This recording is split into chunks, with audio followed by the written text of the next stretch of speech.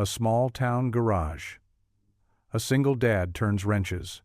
His little boy draws the mom they lost. A kind customer sees the picture and freezes. She knows that blue sunflower scarf. What if dead isn't the end? They follow a clue to murals and a shelter, where a woman who looks like the drawing might still be alive. But hope wakes enemies. A bitter boss. A fake complaint. Doors slam. Now the boy's drawing is the only clue, and time is running out. Memories flicker. Hearts break and mend. One wrong move could shatter her again. Who's trying to bury the truth? And will this simple picture rebuild a family before it's too late? Before we get into the story, comment below where in the world you are watching from today. The morning sun filtered through the dusty windows of Hart's Auto Repair, casting long shadows across the concrete floor.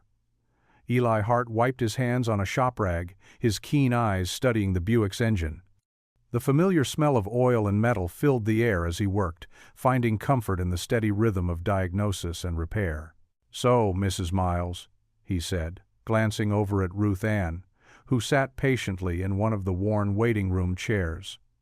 "The timing belt's showing wear, but it's not critical yet. Main issue was the spark plugs. They were pretty gunked up."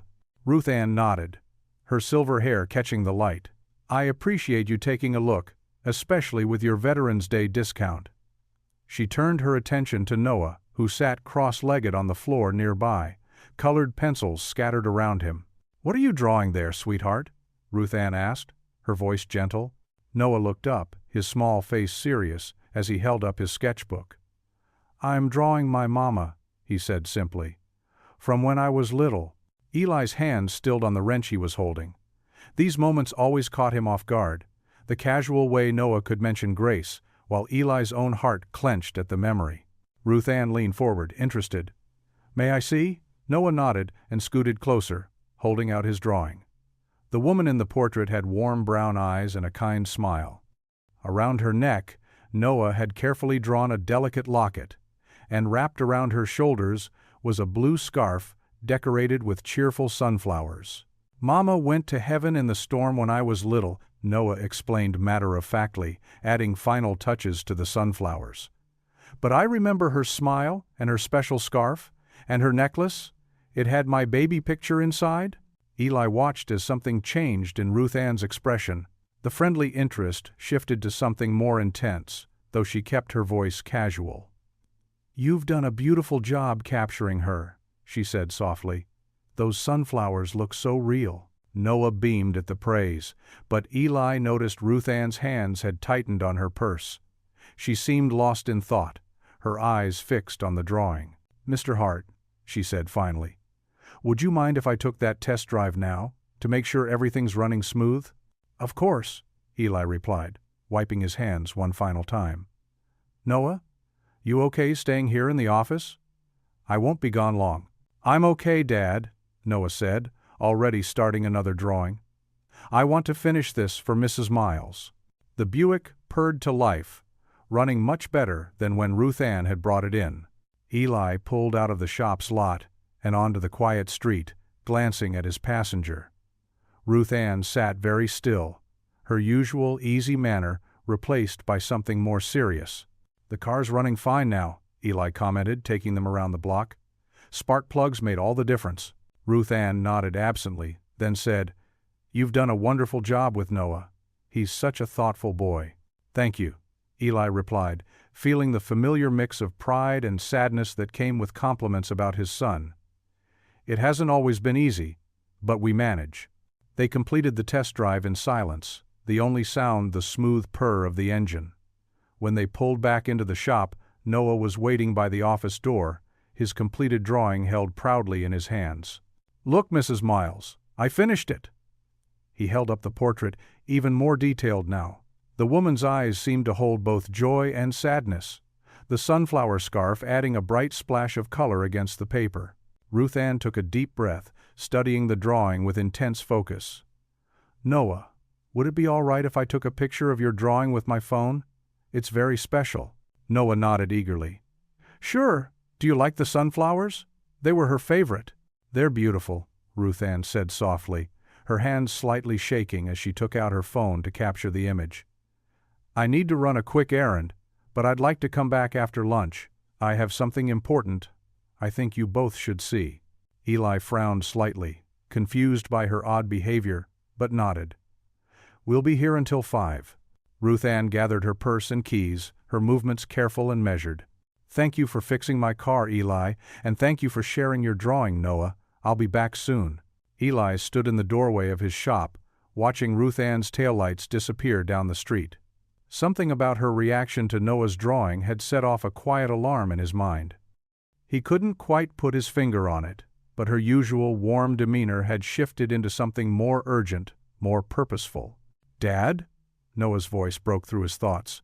"Can we have lunch now?" "Sure, buddy," Eli said, ruffling his son's hair. "Let's see what we've got in the fridge."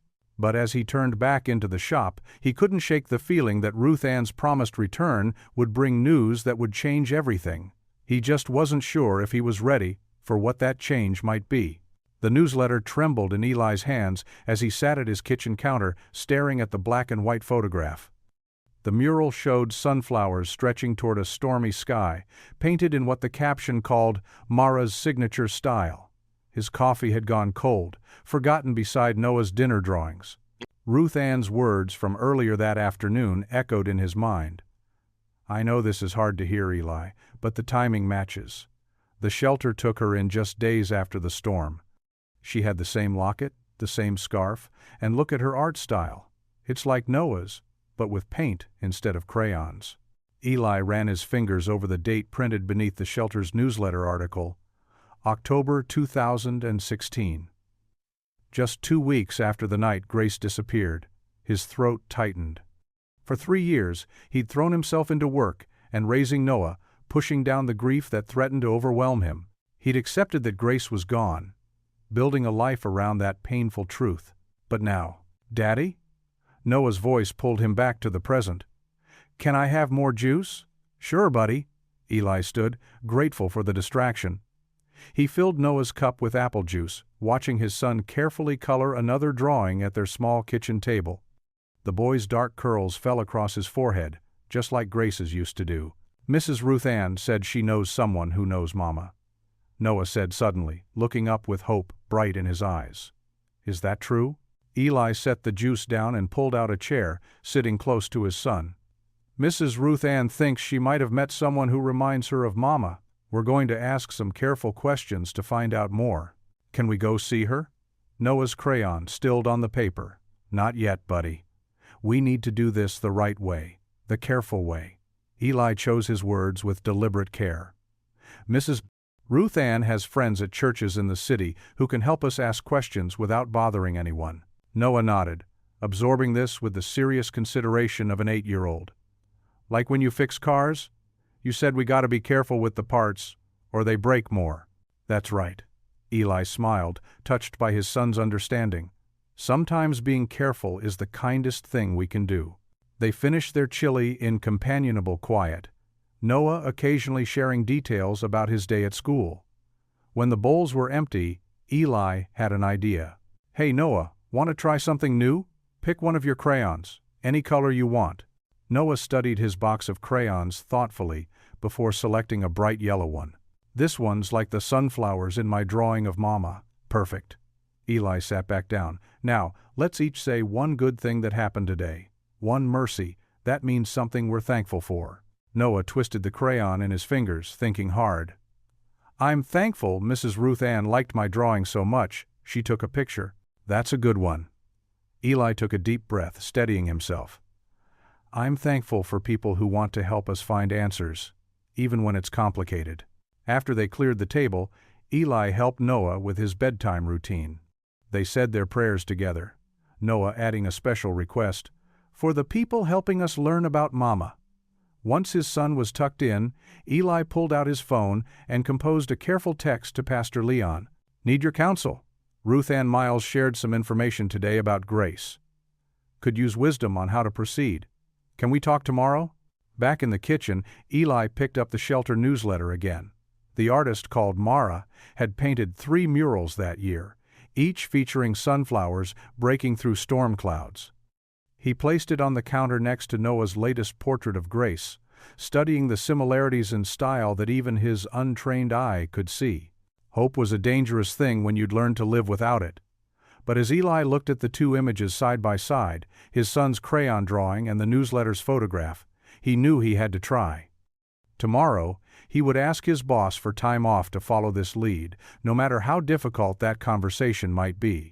For tonight, though, he let himself remember Grace's smile, the way she used to hum while she painted, how she'd wear that blue sunflower scarf even on the hottest days. The memories didn't hurt quite as much as usual, softened by the possibility, however small, that somewhere out there she might be painting sunflowers still. The yellow crayon lay on the counter where Noah had left it, catching the kitchen's dim light. One mercy at a time, Eli thought. One careful step at a time. The early morning sun filtered through the shop's grimy windows as Eli stood in Caleb's office, his work shirt still clean before the day's repairs. "I need Tuesday afternoon off," he said firmly, meeting his boss's narrowed gaze. "Just 4 hours." Caleb leaned back in his creaking chair, arms crossed. Veterans Day discounts brought in twice the work. "You really picking now to skip out?" "It's important. Family matter." Eli kept his voice steady, though his hands wanted to clench. "Family?" Caleb's laugh held no warmth. "That old church lady filling your boy's head with fairy tales about his mama?" He shook his head. "Listen, Hart, you're good with engines, best I got. But chasing ghosts won't pay bills. I'm not asking for charity. I'll make up the hours." "Sure you will." Caleb's chair squeaked as he leaned forward. "But that half-breed kid of yours needs facts, not fantasies. You really want to mess him up worse?" The slur hit Eli like a physical blow. He forced himself to breathe slowly, remembering Noah's small face watching from his workbench. "My son needs truth," he said quietly, "and respect. I'm taking the afternoon." "Your choice." Caleb's smile didn't reach his eyes. "But choices have consequences, Hart." Outside the office, Noah sat hunched over his drawings, shoulders tight. Eli's heart ached. His boy had heard enough to worry. He crouched beside the small workbench. "Everything okay, Dad?" Noah's crayon moved in nervous circles. "Just fine, buddy." Eli smoothed Noah's dark hair. "Remember what we talked about? About asking questions the careful way?" Noah nodded. "With Miss Ruth Ann?" "That's right. She's going to drive us somewhere after lunch tomorrow, to talk to some people who might know things about Mama." "But Mr. Caleb's mad." Noah's lower lip trembled. "What if you lose your job? It'll be my fault for drawing the picture." "Hey now." Eli turned Noah's chair to face him, hands gentle on his son's shoulders. "Nothing about this is your fault. Your art helped Miss Ruth Ann remember something important. That's a good thing. Promise?" "Promise." Eli held out his pinky finger, and Noah linked his smaller one with it. "Mr. Caleb's just having a grumpy day. My job will be fine." The next day crawled by until noon. Eli finished an oil change, wiped his hands clean, and changed into the spare shirt he'd brought. Ruth Ann's blue Buick purred smoothly into the lot right at 12:10. "Ready, boys?" she called through the open window. Noah clutched his sketchbook as they approached the car. Ruth Ann had arranged the back seat with a booster cushion in the middle so Noah could sit between them.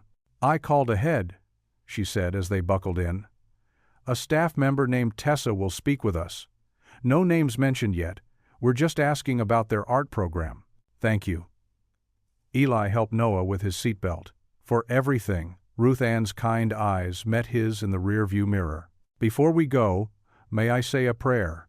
At Eli's nod, she bowed her head. "Lord, guide our steps today. Help us move with wisdom and care. Whatever truth awaits, give us strength to face it with grace. Amen." "Amen," Noah whispered. As they pulled onto the highway, Ruth Ann spoke gently, but firmly. "We need to set some ground rules. This isn't about ambushing anyone. That could cause real harm." "I understand."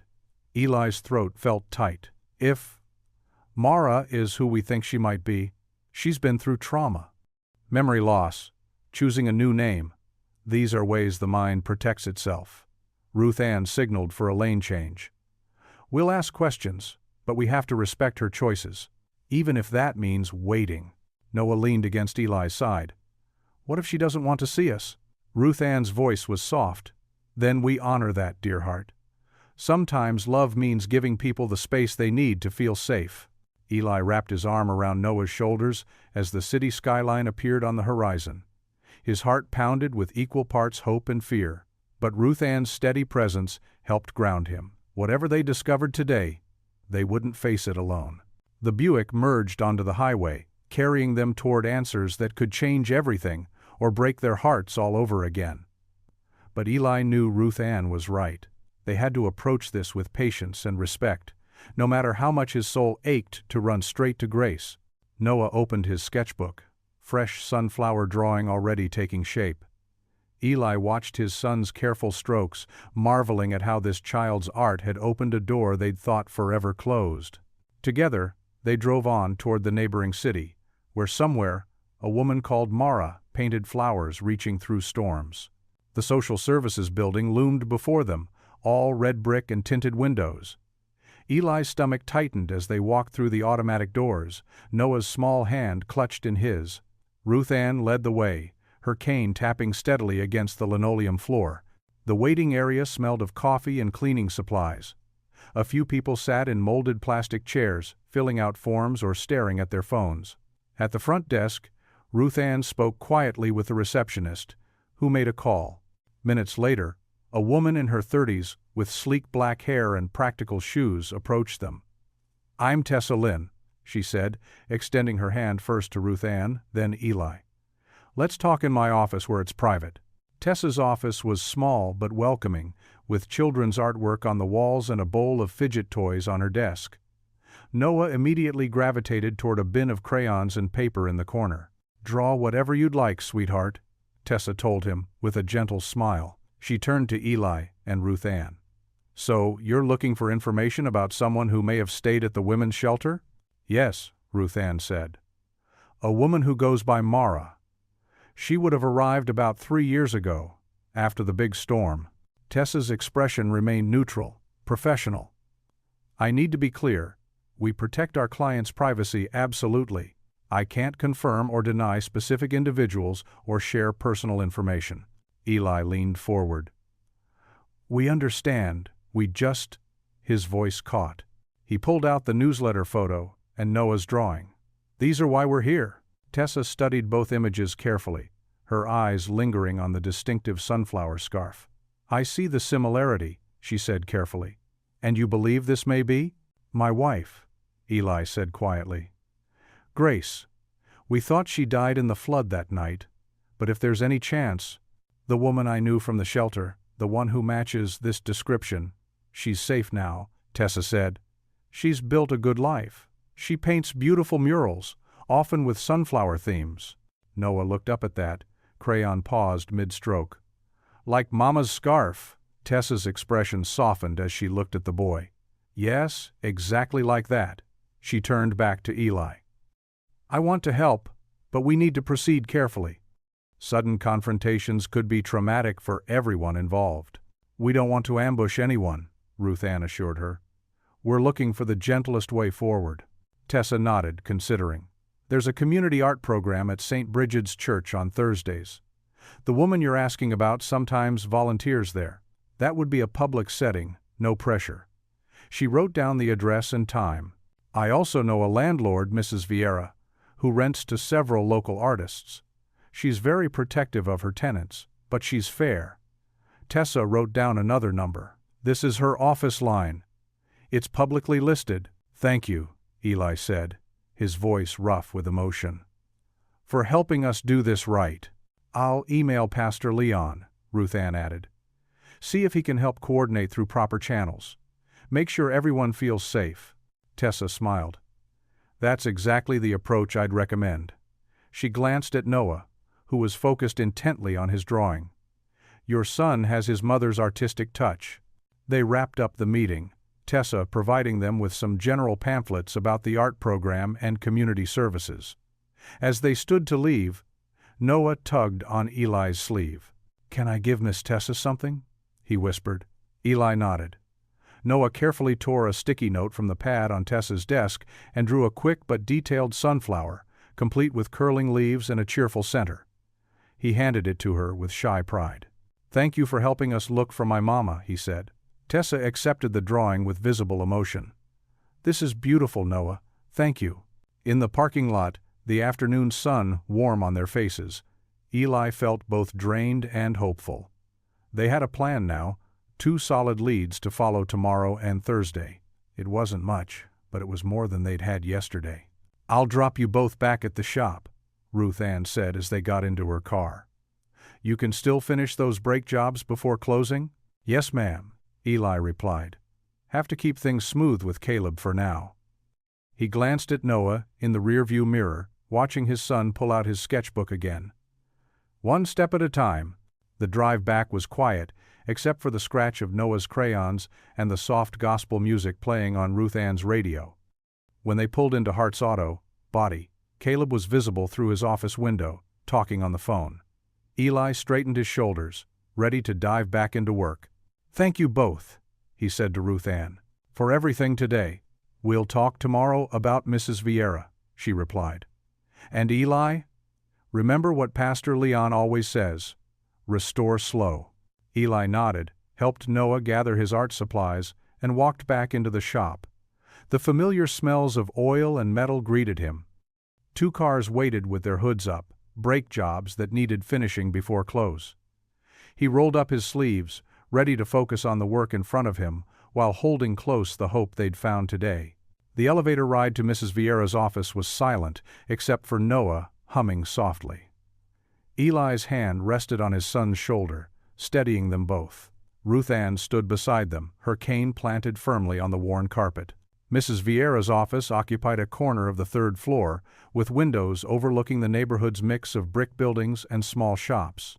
She was a short woman with steel-gray hair pulled back in a neat bun, reading glasses hanging from a chain around her neck. "Please, sit," she said, gesturing to the chairs in front of her desk. Her accent carried traces of Puerto Rico, and her dark eyes were sharp but kind. Ms. Lynn called ahead. "You're looking for one of my tenants?" "Yes," Ruth Ann answered. "A young artist who goes by Mara." Mrs. Vieira's expression remained carefully neutral. "Ah, Mara. She's been with us almost 3 years now. Very reliable tenant. Always pays on time, keeps to herself mostly." She adjusted her glasses. "She's not in her apartment right now. She's teaching an art class across town." Noah fidgeted in his chair, looking at the collection of small paintings on the wall. Community art pieces, Eli realized. Several featured sunflowers. "Those are from various tenants," Mrs. Vieira said, following Noah's gaze. "Mara contributed quite a few. She has a way with colors. That one." "There's a block party coming up?" Ruth Ann prompted gently. Mrs. Vieira nodded. "Saturday afternoon. Mara's been working on a new mural for weeks. She'll definitely be there for the unveiling." She paused, studying their faces. "And she sometimes helps at St. Bridget's on Thursdays with their art program." Eli cleared his throat. Would you be willing to pass along a note to her?" Mrs. Vieira considered this. "A sealed note, yes. I can give it to her tomorrow morning, but I won't pressure her to respond." "Of course not," Eli said quickly. He pulled out his wallet and found an old receipt, turning it over to the blank side. With careful strokes, he wrote, "If you are Grace, no pressure. Noah and I are well. We will be at the block party. We will respect whatever you need." Noah tugged at his sleeve. "Can I draw something, Dad?" Eli handed him the paper and pen. Noah added a small sunflower in the corner, his young hands steady and sure. They folded the note, and Mrs. Vieira provided an envelope. "Thank you," Eli said, as he handed it over. "We appreciate your help." Mrs. Vieira's expression softened slightly. "I look after my tenants, all of them. I hope you understand." They left the building and walked to a corner bakery nearby. The morning air was crisp, and the smell of fresh bread and coffee drew them in. Ruth Ann ordered cocoa for Noah and coffee for the adults. They found a quiet table by the window. "So," Ruth Ann said, stirring sugar into her coffee, "we should still go to St. Bridget's tomorrow." Eli wrapped his hands around his cup. "Even though we know about Saturday, it would be good to know the layout, see the space," Ruth Ann explained. If we do see her, it should be somewhere she feels safe and comfortable, somewhere public. Noah sipped his cocoa, leaving a chocolate mustache that Eli wiped away with a napkin. Will Mama be scared to see us? Eli's heart clenched. She might be surprised, buddy. That's why we're being careful and gentle about this. Ruth Ann nodded. Exactly. We want everyone to feel safe and comfortable. They finished their drinks, and Eli checked his watch. He needed to get back to the shop. There were still suspensions to adjust, and he couldn't risk giving Caleb any more ammunition. I'll drive you back, Ruth Ann offered. Noah can stay with me this afternoon if you'd like. We could bake cookies.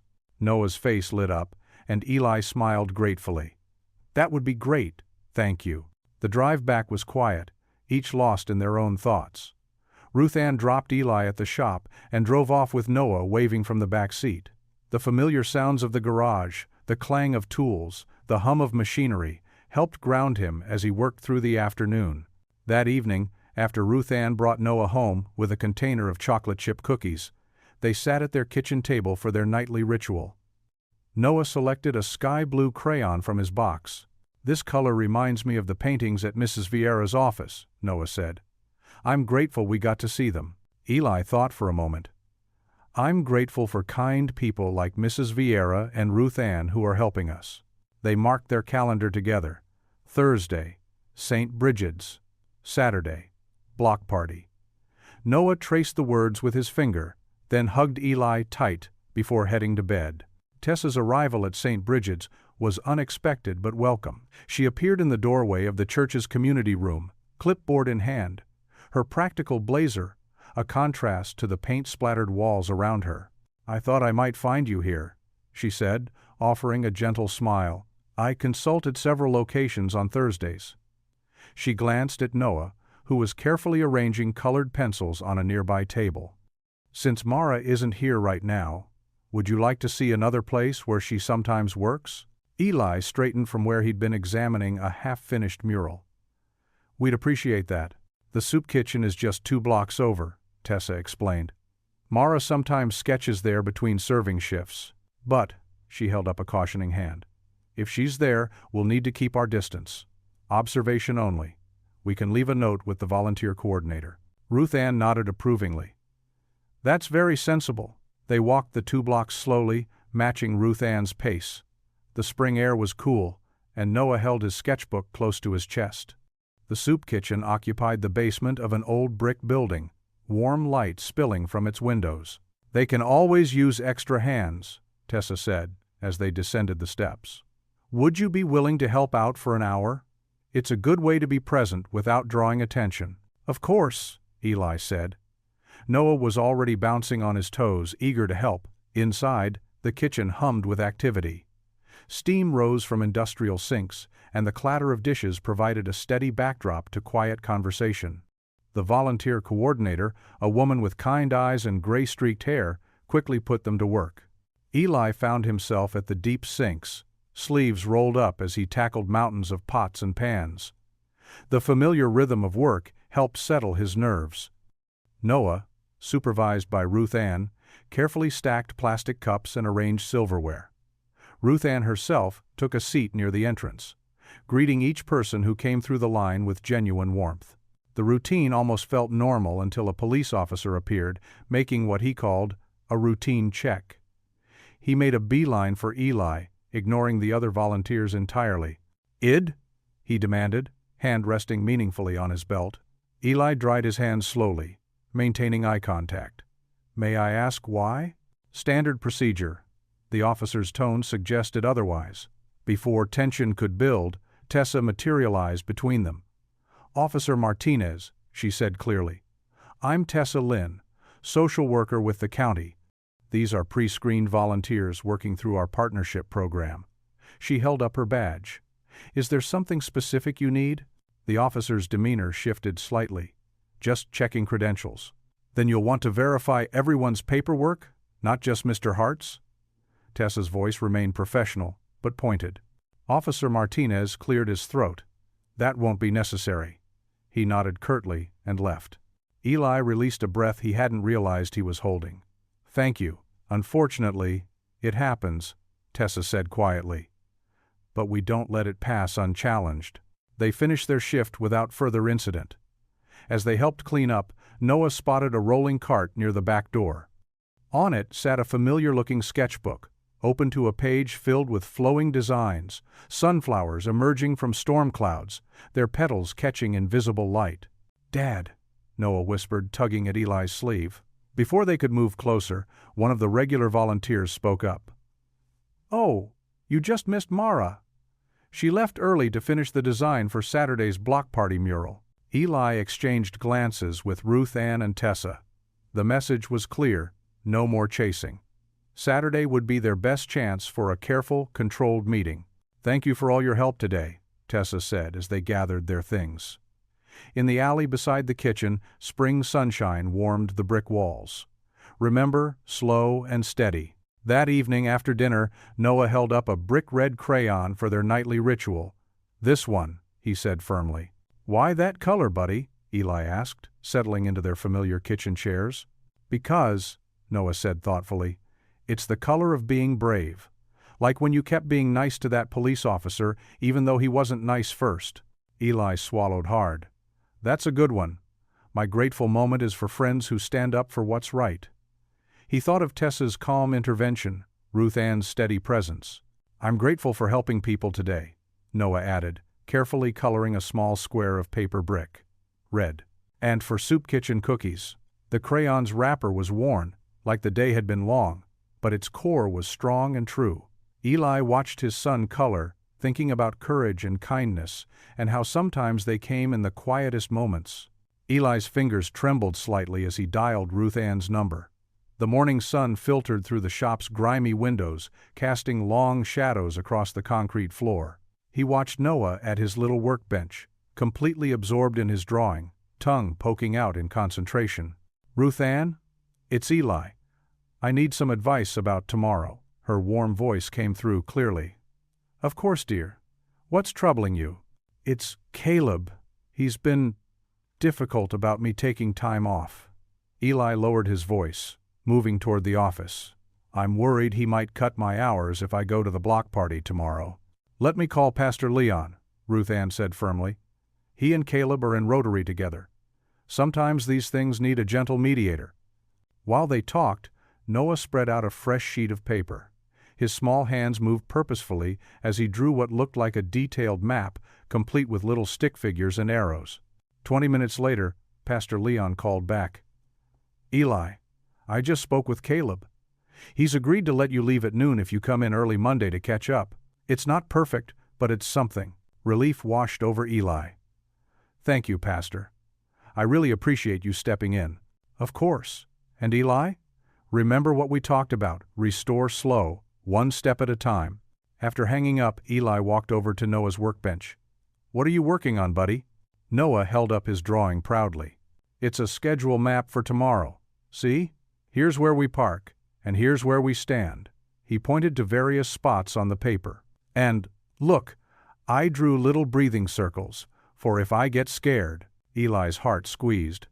Of course his son would think to plan for his own anxiety. "That's really smart, Noah. Can you tell me more about the breathing circles?" "Well," Noah explained, pointing to a series of round shapes with arrows, "when I feel scared, I can follow the circle with my finger and breathe in and out. Mrs. Martinez taught us in art class." Eli pulled up his stool next to Noah's. "Want to practice together?" They spent a few quiet minutes tracing the circles and breathing slowly, father and son's fingers moving in sync. The familiar sounds of the shop, the hum of the fluorescent lights, the distant whir of power tools, created a oddly peaceful backdrop. The rest of the workday passed in a blur of oil changes and tire rotations. Eli caught Caleb glaring at him a few times through the window that connected their shops, but he kept his head down and focused on his tasks. The compromise Pastor Leon had arranged wasn't ideal, but it would work. When they finally got home that evening, Eli set about making spaghetti, while Noah sat at their small kitchen table, still adding details to his schedule map. The familiar routine of boiling pasta and warming sauce gave Eli's hands something to do while his mind raced with tomorrow's possibilities. "Noah, can you put your drawing away for a minute? We need to talk about tomorrow's plan while we eat." Noah carefully set his crayons aside and helped Eli set the table, a small ritual they'd maintained since he was old enough to carry plastic cups without spilling. Over steaming plates of pasta, Eli explained the adjusted schedule. "We'll need to leave a little earlier than we planned, buddy, but that means we'll have plenty of time to find a good spot before the party starts." Noah twirled spaghetti around his fork with careful concentration. "Can I bring my special crayons? The ones Aunt Jenny sent for my birthday?"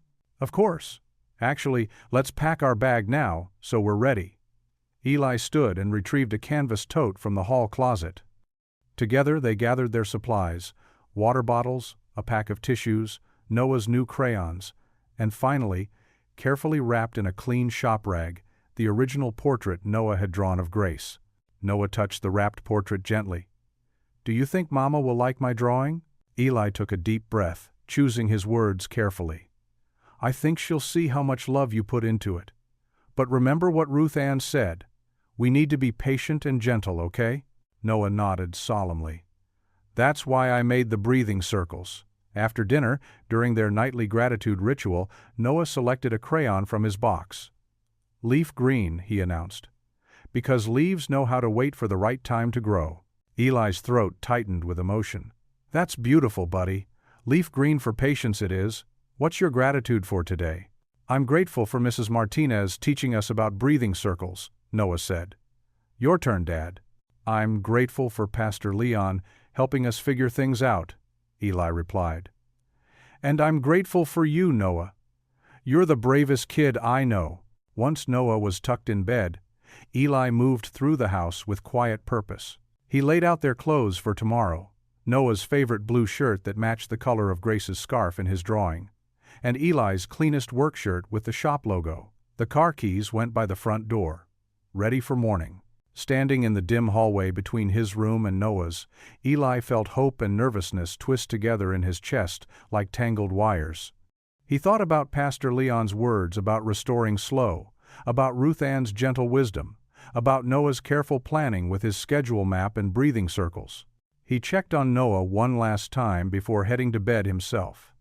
His son was sleeping peacefully, clutching his stuffed elephant, the schedule map carefully placed on his bedside table. Tomorrow would come soon enough. For now, they had done all they could to prepare. The Saturday sun beat down on the block party, warming the asphalt as Eli pulled into a spot near St. Bridget's Church. His work shirt still carried traces of transmission fluid, but he'd managed to change into clean jeans before rushing over. Noah bounced in the back seat, clutching his tote bag with the drawing safely tucked inside. Ruth Ann waited for them at the corner, her cane wrapped with fresh sunflower ribbon. She smiled and waved as they approached. "Right on time," she said, giving Noah a gentle side hug. The unveiling's scheduled for 1 o'clock. The street had transformed into a festival. Folding chairs lined the sidewalks, and the smell of barbecue drifted from smoking grills. A jazz quartet played on a small stage, their music mixing with children's laughter and the buzz of conversation. Above it all hung a massive white curtain, concealing what Eli assumed was the new mural. "Let's find a good spot," Ruth Ann suggested, leading them toward a shaded area with a clear view. "Not too close, but where we can see everything." Noah gripped Eli's hand tight. "Dad, what if she's really here?" Eli knelt down to Noah's level, meeting his son's worried eyes. "Remember what we talked about? We're just here to watch. No rushing up or calling out. Ruth Ann will help us do this the right way." "Like when you fix a tricky engine?" Noah asked. "Slow and careful?" "Exactly like that, buddy." Eli ruffled Noah's hair, his heart aching with pride at his son's understanding. Ruth Ann settled onto a bench, arranging her cane beside her. "I've been thinking about how to handle this properly," she said in a low voice. If Grace is here, we need to respect that she might not be ready. Memory loss from trauma isn't simple." Eli nodded, sitting beside her while Noah pulled out his sketchbook. "That's what keeps running through my mind. If she left because she was scared or hurt." He paused, watching a group of volunteers hanging streamers. "We can't just barge in demanding answers." "No, we can't," Ruth Ann agreed. She patted his arm. "That's why we're going to be strategic. I'll observe first. I've worked with trauma survivors for years. If I see an opening, I can approach her carefully. Maybe mention the art program at St. Bridget's. Test the waters." Noah looked up from his drawing. What if Mama doesn't remember us? The question hung in the air, heavy with all their fears. Ruth Ann leaned forward, her voice gentle but firm. "Then we give her time, sweetheart. Sometimes memories need to come back slowly, like flowers opening in the spring." Eli swallowed hard. "The important thing is making sure she feels safe. No pressure, no demands." He watched more people gathering near the curtained wall. If she is Grace, and if she's here, she needs to know she has choices. Ruth Ann nodded approvingly. "Exactly. Trauma steals people's sense of control. We won't do that to her again." She straightened her shoulders. "Here's what I suggest. I'll stay alert during the unveiling. If I spot her, I'll assess whether she seems steady enough for even a gentle approach. If yes, I'll speak to her alone, first, just as a familiar face from the shelter." "And if she's not ready?" Eli asked, though he already knew the answer. "Then we respect that completely," Ruth Ann said. "We can leave a message with Mrs. Vieira, or through the art program. Let her process at her own pace." Noah had been quietly drawing, but now he spoke up. "Like when Dad lets engine parts cool before touching them?" "Smart boy," Ruth Ann smiled. "Exactly like that." The jazz music faded out, and a woman with a microphone stepped onto the small stage. "Ladies and gentlemen, we'll begin our mural unveiling in 15 minutes. Please find your spots." Eli checked his watch. 12:45. The crowd was growing, chairs filling up as families spread blankets on patches of grass. Everything felt surreal, like a dream he might wake from at any moment. The customer Ruth Ann had seen Noah's drawing just 5 days ago, setting all this in motion. Now they stood on the edge of either heartbreak or miracle. "Remember," Ruth Ann said softly, "whatever happens, we're here together. We'll handle it with grace and wisdom." Noah slipped his small hand into Eli's. "Dad, I'm scared but happy scared. Is that okay?" Eli squeezed his son's hand. "That's exactly okay, buddy." He looked at the gently moving curtain, sunlight catching its edges. "We're all feeling that way." Ruth Ann's cane tapped a steady rhythm on the pavement, tap, tap, tap, like a heartbeat. "Almost time," she murmured. "Stay steady now." The white curtain rippled in the breeze, holding its secrets for just a few moments more. Eli took a deep breath, drawing strength from Noah's grip and Ruth Ann's calm presence. They had come this far guided by a child's drawing and a retired counselor's sharp memory. Now they would wait, watch, and above all, be gentle with whatever truth emerged. The announcer's voice rose again. "Welcome, everyone. In just a few minutes, we'll reveal our newest community mural." Eli felt the weight of Ruth Ann's wisdom settling over him. Find Grace safely. Protect Noah's heart. Honor Grace's right to choose. These would be their guideposts, no matter what the next hour revealed. The curtain trembled. Sunlight caught a splash of color peeking through a gap. Noah's fingers tightened around Eli's, and they held their breath together, waiting. The crowd pressed closer to the stage as the announcer's voice boomed through speakers. Eli's hand tightened around Noah's small fingers, steadying them both. The massive canvas rippled in the afternoon breeze, still hidden behind a blue tarp. "And now," the announcer called out, "please welcome the artist behind our newest community mural, What We Keep, our own Mara." A slim woman stepped onto the makeshift platform, her dark hair caught in a simple braid. She wore paint-splattered jeans and a flowing blouse, her movements careful and measured as she approached the microphone. Eli felt Noah's grip tighten. The woman, Mara, spoke softly about community and healing, about finding beauty in broken places. As she gestured to the covered mural, Noah lifted his drawing higher, the paper trembling in his hands. The portrait he'd drawn of Grace caught the sunlight, the carefully rendered blue scarf with its sunflower pattern clearly visible. Mara's words faltered mid-sentence. Her eyes had drifted to the crowd, landing on Noah's artwork. She blinked, then looked again, more intently this time.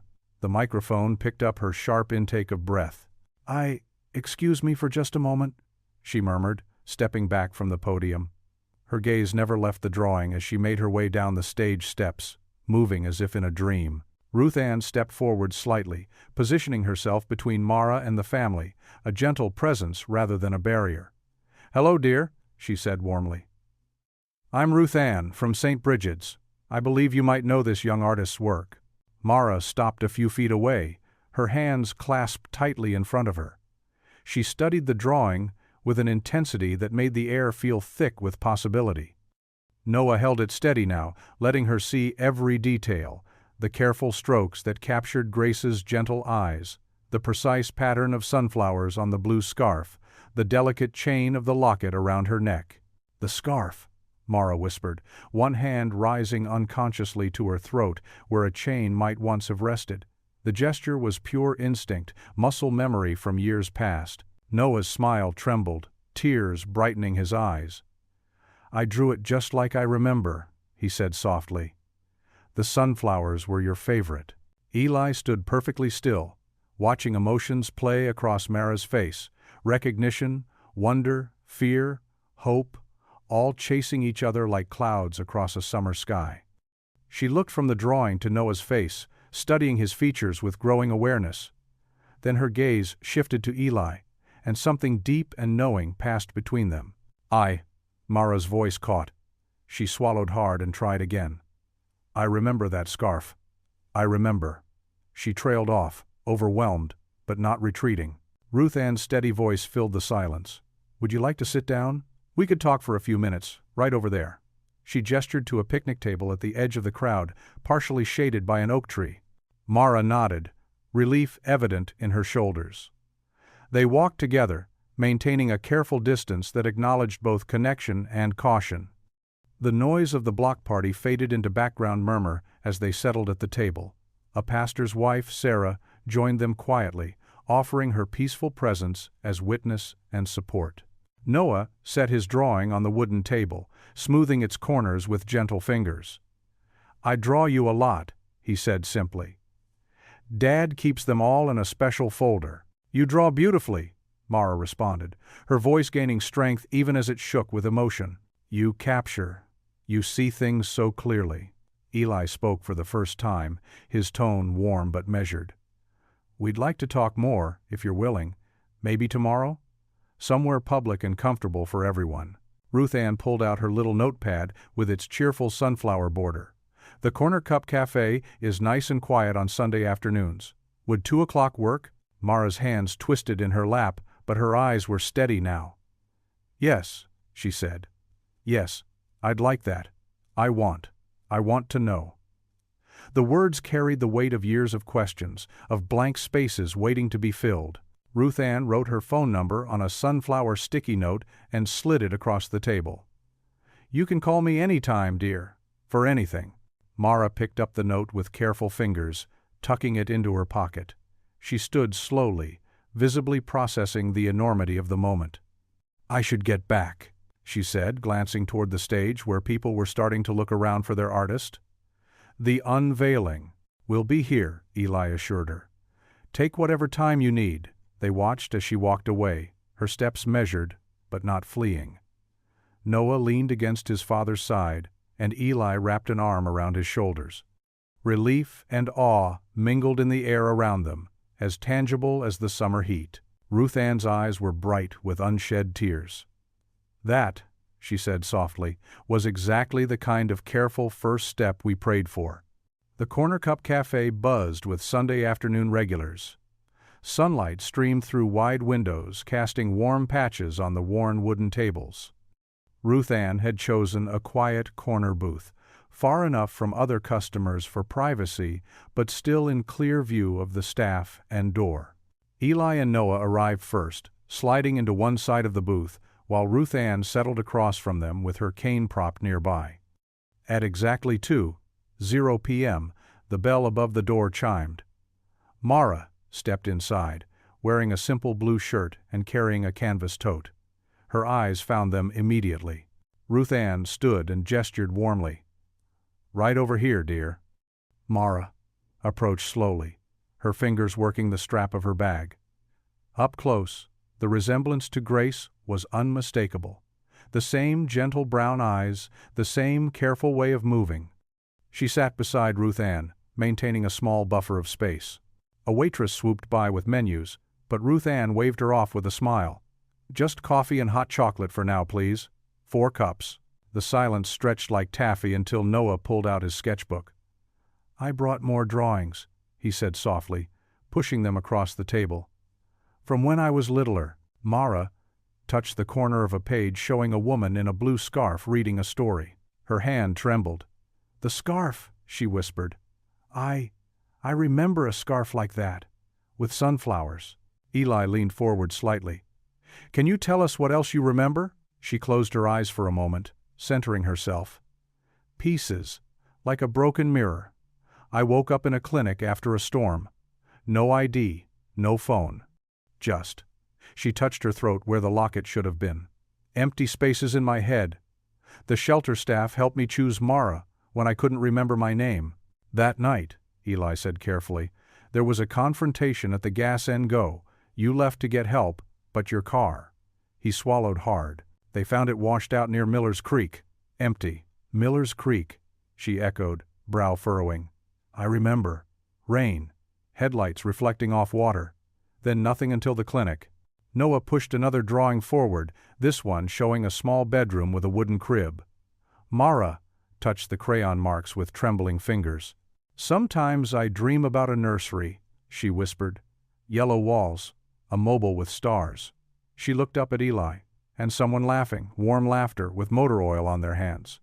Eli's breath caught. Grace had always teased him about leaving grease prints on everything he touched. "I don't." Mara wrapped her arms around herself. "I can't just claim to be Grace. It wouldn't be fair to any of us. But these drawings..." She gestured to Noah's artwork. "They feel like echoes of something real." Ruth Ann spoke up gently. "There's no rush to sort this out. What matters is doing it safely, with support." Eli nodded. "We know someone, Tessa Lynn at Hope House. She specializes in trauma-informed counseling. Would you be willing to try family sessions with her, to explore this carefully?" Mara considered this, then reached into her tote. She pulled out a small sketch pad and opened to a page covered in sunflower doodles. The flowing style was hauntingly familiar, the same curves and patterns that filled Grace's old art journals. "I'd like that," she said softly. I want to understand." But slowly. She looked at Noah. "Is that okay?" Noah nodded solemnly. "Dad says some things need gentle fixing, like old engines." A ghost of a smile touched Mara's lips. She turned to Ruth Ann. "Could you help arrange it?" "Of course, dear. I'll call Tessa first thing tomorrow." They worked out the details, a Monday morning intake appointment at Hope House's satellite office. As they prepared to leave, Noah pulled something from his backpack, a fresh pack of crayons, still sealed. "These are for you," he said, holding them out. "In case colors help." Mara accepted the box with both hands, pressing it close to her heart. "Thank you, little sunflower," she whispered. Mara settled into the booth carefully, her movements measured and precise. The canvas tote landed softly by her feet, paint-stained fingers smoothing her practical bun. Noah's crayon portrait lay between them on the wooden table like a bridge. "Would you like some tea?" Ruth Ann asked gently. "They make a wonderful chamomile here." "Yes, please." Mara's voice was quiet but steady. She opened her sketchbook, revealing pages filled with swirling sunflowers and stormy skies. Tessa, who had joined them as promised, took the lead. "Let's start slowly. Mara, can you tell us what you remember about that night?" Mara's fingers traced the edge of her sketchbook. "It comes in pieces, like a puzzle with missing parts." She closed her eyes briefly. "There was rain, so much rain. And before that? A store? One of those all-night places with fluorescent lights." Eli nodded encouragingly, but remained silent, giving her space to continue. "There was shouting," Mara said, her brow furrowing. "A young man. He was angry about something. He kept getting closer to." She glanced at Eli, recognition flickering in her eyes. "To you, that was Caleb's nephew." Eli supplied quietly.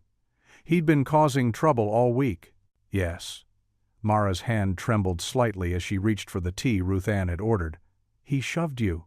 I remember being scared because… She paused, looking at Noah. We had a baby at home. I was worried about what might happen. Noah leaned against his father's side, listening intently but staying quiet, his small hand clutching a fresh crayon. There were sirens, Mara continued. I got in the car. I thought I should get help, or maybe I was just scared. The rain was so heavy, the roads. She shook her head. Everything went sideways. Literally. The car spun. Tessa made a gentle note in her notebook. What's the next thing you remember clearly? Hymns, Mara said, surprising them all. Someone was singing Amazing Grace in the hallway. I was in a clinic bed. My head hurt. The nurse said they found me on the bank. No ID. My scarf was drying on the radiator, but my locket. Her hand went to her throat again. It was gone. Eli cleared his throat. I searched for weeks, he said softly. The police found your car in the flood channel, but no. He swallowed hard. I had to focus on Noah. He was just a baby. How did you? Mara looked at Noah, then back at Eli. How did you manage? One day at a time, Eli answered. I told him the truth, always. About you. About how much you loved him. I didn't want him growing up with anger or confusion, just love. Noah pulled out a fresh sheet of paper and began to draw, his crayon moving in sure, gentle strokes. Tessa leaned forward. This is a lot to process. What feels right to you, Mara, in terms of next steps? Mara opened her sketchbook to a blank page. I'd like to get to know Noah. And you, she glanced at Eli. But carefully. I don't want to rush and mess things up. What about supervised visits? Tessa suggested. We could start with 2 this week, maybe Wednesday and Friday, here at the cafe? Same time? Mara asked, writing the dates in her neat handwriting. That works for us, Eli said, checking his phone calendar. And maybe, if everyone's comfortable, we could try something longer on Saturday? The park has an art fair. Mara's eyes lit up slightly. I know that fair. I usually have a small booth there. Perfect, Tessa said. Public, familiar ground. We'll all be there to support you. Noah finished his drawing. 3 figures holding hands under a sun made of sunflower petals. He slid it across the table to Mara. That's beautiful, she whispered, touching the paper gently. You have a gift for colors. Like you, Noah said simply. Mara carefully wrote down the complete plan in her sketchbook. Wednesday, 2:00 p.m., Corner Cup Cafe. Friday, 2:00 p.m., Corner Cup Cafe. Saturday, Art Fair. Time, TBD. At the top of the page, she hesitated, then wrote in careful letters, What we keep, Week 1. The morning light had shifted to early afternoon. Tessa checked her watch and nodded encouragingly. This is a good place to pause. You've all done really well today. They gathered their things slowly, no one wanting to rush the moment. Outside on the steps, the sunshine felt warm and promising. Noah held his father's hand, watching as Mara adjusted her tote bag strap. Can we give you a ride somewhere? Eli offered. Mara shook her head with a gentle smile. Thank you, but I'll take the bus. I like to sketch the people sometimes. She walked to the bus stop, her bun catching the sunlight. At the corner, she turned and waved, a small gesture that carried worlds of meaning. Eli and Noah headed to their car, both feeling lighter than they had in years. Ruth Ann and Tessa exchanged knowing looks as they watched the family, broken but beginning to mend, go their separate ways. Later that night, Noah held up a buttercream-colored crayon for their nightly ritual. Why this color? Eli asked, though he thought he knew. Because today was gentle, Noah answered. Like warm bread, like sunshine through clouds. Mara's hands steadied as she gathered her sketches, carefully sliding them into a worn portfolio. The session had gone well. Better than any of them had dared hope. Through the gentle guidance of Tessa's questions, fragments of memory had surfaced like delicate butterflies, each one precious and fragile. Would you like help carrying anything? Eli asked, watching as Noah collected his crayons from the small activity table in the corner. I've got it, thank you, Mara replied with a small smile. She adjusted the strap of her canvas bag, the familiar weight of art supplies a comfort against her hip. As they filed into the hallway, a man in a scuffed leather jacket leaned against the wall, head bent over his phone. He seemed absorbed in whatever was on his screen, but something about his posture felt wrong to Eli, too practiced, too still. A quick flash lit up the dim corridor, the man's phone camera going off. He quickly typed something, thumbs moving rapidly across the screen.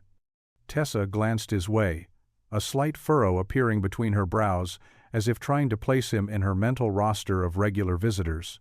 "The block party photos should be up soon," Mara mentioned, her voice carrying a slight tremor. "Mrs. Vieira said they always post them on the neighborhood Facebook page. She likes to share good news about the community." Eli noticed how Mara's fingers tightened on her portfolio strap. "We don't have to look at them if you're not comfortable," he said quietly. "No, it's okay." Mara squared her shoulders. "This is part of it, being seen again. Mrs. Vieira has been good to me. I don't want to hide anymore." Noah tugged gently at Mara's sleeve. "Can we feed the ducks on Friday? The park has lots of them." Tessa smiled warmly. "That's actually a wonderful idea for our next visit. The park is public, but peaceful, and there are plenty of benches if anyone needs a break." They settled on meeting at 3 o'clock Friday afternoon. The park had a small parking lot near the duck pond, with clear sight lines and several exit paths, details Eli noted with quiet appreciation for Tessa's thoroughness. The man in the leather jacket had disappeared by the time they reached the building's entrance, but Eli couldn't shake the uneasy feeling that settled between his shoulder blades. After saying their goodbyes, Noah waving until Mara's bus pulled away, Eli helped his son climb into the truck. The familiar routine of buckling seat belts and adjusting mirrors felt grounding after the emotional intensity of the session. They were about 10 minutes into their drive home when Eli noticed the pickup in his rearview mirror. Dark blue, slightly rusty around the wheel wells, he'd seen it countless times in Caleb's shop lot. The truck stayed 3 car lengths back, matching their turns with casual precision. Eli kept his movements smooth and unhurried, not wanting to alarm Noah, who was happily describing his duck-feeding plans. When they approached the intersection near the library, the pickup finally turned off, engine growling as it accelerated away. At the next red light, Eli pulled out his phone and quickly noted what he remembered of the plate number: KRX something. Not enough for certainty, but enough to start a record if needed. He tucked the phone away before Noah could notice, breathing slowly to release the tension in his jaw. That evening, after dinner and dishes, they sat at their small kitchen table for their nightly ritual. Noah considered the crayon box carefully before pulling out a steel gray stick. "This one," he declared, "because it's strong." Eli ran his thumb over the smooth wax surface. "Strong is good. What made you feel strong today?" When Mom liked my duck drawing." Noah's voice held a mix of pride and lingering wonder at being able to say "Mom" again. "That was a very good drawing," Eli agreed. "I felt strong when I saw how brave you both were today." They added the crayon to their growing collection in the windowsill. A rainbow of daily gratitudes catching the last rays of sunset. Steel gray for vigilance, Eli thought, watching the light glint off its metallic sheen. The color of storm clouds before rain, of keeping watch, of standing guard over new and fragile hope. Noah yawned, the day's excitement finally catching up with him. "Can we bring bread for the ducks on Friday? We'll ask Tessa what kind is best for them," Eli promised, leading the way upstairs for bedtime routines. "Now, let's get you ready for sleep, little man." Back in her small apartment, Mara sat at her kitchen table, hands wrapped around a cold mug of tea. The afternoon's joy at the park had crumbled into overwhelming waves of memory fragments. Sunlight streamed through her window, catching dust motes in its beam, but she barely noticed it. Her mind kept slipping between now and then, like a radio, catching different stations. The sound of Noah's laugh at the park had triggered something, a flash of him as a baby, the lullaby she'd hummed without thinking. But trying to hold on to the memory was like grasping at smoke. The room tilted sideways. She pressed her palms flat against the table, trying to ground herself. Her breath came in short gasps.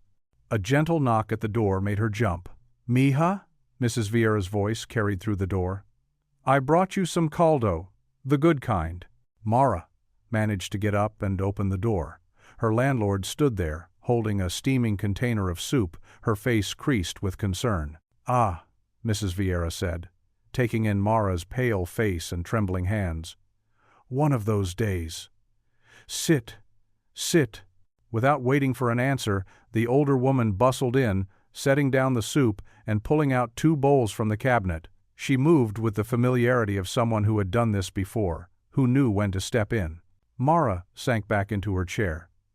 Mrs. Vieira ladled out the aromatic soup, the smell of chicken and cilantro filling the small space. "Eat," she instructed, pushing a bowl forward.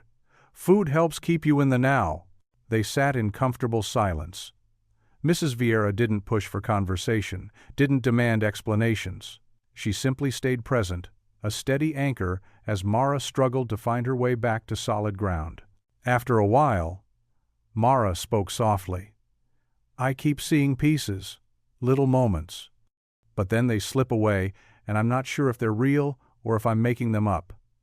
She stirred her spoon through the broth. "What if I remember wrong? What if I hurt them by being wrong?" Mrs. Vieira set down her spoon. "Listen to me, Mija. You don't have to remember perfect to be loved." She reached across the table and patted Mara's hand. "Mend slow. The truth will come in its own time." Mara felt tears well up. "I want to do this right. For Noah. For—" she hesitated. "For Eli." Mrs. Vieira nodded. "Then do what feels safe. Take the help that's offered." She pulled a paper from her pocket. "That nice social worker, Tessa, she left this. It's a records release form. Sign it or don't, your choice. But having proof of your story might help." Mara looked at the form. Her hand shook slightly as she picked up a pen, but her signature was clear and decisive. Across town at St. Mary's Church, Pastor Leon stood before his evening congregation. "Next Saturday," he announced, "we're having what we're calling Sunflower Saturday. Some of our community murals have been vandalized lately, and we're going to spend the day repairing them together." He didn't mention names or point fingers. He didn't have to. The congregation understood this was about more than just paint. "Healing comes in many forms," he continued. "Sometimes it's through art, sometimes through service, always through love." The evening sun was setting when Eli and Noah sat on their porch steps, sharing containers of Chinese takeout. Noah picked at his sweet and sour chicken, quieter than usual. The events of the day had left them both drained. Their neighbor, Mr. Peterson, paused while walking his dog. "Shame about all this trouble," he said, not quite looking at Eli. "Decent businesses don't need this kind of drama." Eli took a deep breath, kept his voice steady. "No drama here, Mr. Peterson. Just having dinner with my son." The neighbor moved on, but his words hung in the air. Noah pushed a piece of chicken around with his fork. "Dad, are we in trouble?" "No, buddy." Eli set down his container. "Some people just don't understand yet, but they will." After dinner, Eli stood in the kitchen, marking the hearing date on their refrigerator calendar. 10 days. 10 days to prove the truth, to protect his family, to hold on to hope. "Time for our gratitude color," he called to Noah. Noah appeared with his crayon box, rifling through until he found the right shade. "Ember orange," he declared. "Ember orange," Eli repeated. "What are you grateful for today?" Noah thought for a moment. "That Mara remembered my baby song." Eli smiled, though his heart ached. "That's a good one. I'm grateful for." He paused, choosing his words carefully. "I'm grateful for stubborn hope, like embers that stay warm even when it's dark." They sat together in the growing dusk, father and son, holding on to their ember-orange hope as night settled over their small house. Pastor Leon sat at his desk, surrounded by stacks of letters and testimonials. His reading glasses perched on his nose as he carefully organized each piece of paper into neat piles. The morning light filtered through the stained glass windows of his office, casting warm colors across the wooden surface. "These testimonials speak volumes," he said, holding up a letter from the soup kitchen coordinator. 6 different community organizations have written about Mara's dedication to helping others. And here, he shuffled through another stack, we have 15 character references for Eli from local business owners and church members. Ruth Ann stood at a large corkboard she'd brought in, carefully pinning index cards and photos in chronological order. Red string connected key dates and locations, creating a visual timeline of the past 8 years. She stepped back, tapping her cane thoughtfully against the floor. The timeline makes it clear, she said, pointing to the earliest entries. The night of the storm, the hospital admission records, the shelter intake forms, they all align perfectly with Grace's disappearance. Mrs. Vieira arrived with her own contribution, a thick manila envelope tucked under her arm. Her sensible shoes clicked against the church office floor as she approached the desk. 3 years of perfect rental history, she announced, placing her carefully typed letter on top. Every payment on time, every maintenance request documented. I included photos of how she helped paint the building's community room last summer. Beautiful sunflowers on every wall. That girl has been nothing but a blessing to my property. Pastor Leon nodded, adding Mrs. Vieira's documentation to the growing collection. The legal aid attorney will be here at noon to review everything. Brother Marcus from First Methodist recommended her highly. She's handled similar cases before. They worked through the morning, organizing evidence into clear categories: character references, professional documentation, timeline verification, and witness statements. Ruth Ann's timeline board took center stage, telling the story in a way that was impossible to ignore. At noon sharp, Sarah Chen, the legal aid attorney, arrived with her briefcase and a no-nonsense attitude. She spent 2 hours reviewing every document, asking pointed questions, and taking detailed notes. The protective order was filed on shaky grounds, she explained, pushing her glasses up. These testimonials, especially from established community leaders like Pastor Leon and Mrs. Price Vieira, carry significant weight. The timeline documentation is particularly helpful. It shows a clear pattern of stability and positive community involvement. She paused at Ruth Ann's board, studying the connections. This visual representation will be very effective in court. It shows not just dates and places, but the human story behind them. By late afternoon, they had assembled everything into organized folders. Pastor Leon made copies of all documents, storing one set in the church safe. Ruth Ann carefully wrapped her timeline board in protective plastic for transport to the courthouse. The legal aid attorney scheduled a preparation meeting with Eli for Tuesday morning. We'll go through potential questions and responses, she explained. The hearing is Monday at 9. We want to be thoroughly prepared. As evening approached, Eli sat at his kitchen table with Noah, practicing the grounding techniques Tessa had taught them. The overhead light cast a warm glow over their workspace, where Noah's half-finished sunflower drawing lay between them. Okay, buddy, Eli said gently. Let's do our exercise. 5 things you can see? Noah looked around the familiar kitchen. The refrigerator. My drawing. Your coffee cup. The clock. And the window. Good job. 4 things you can touch? Noah reached out, his small fingers making contact with each item. The table, my crayons, my shirt, and your hand. Eli squeezed his son's hand encouragingly. Noah picked up a yellow crayon and carefully colored one petal of the sunflower, then set it down again. The incomplete drawing seemed to reflect their current situation, paused, waiting for resolution.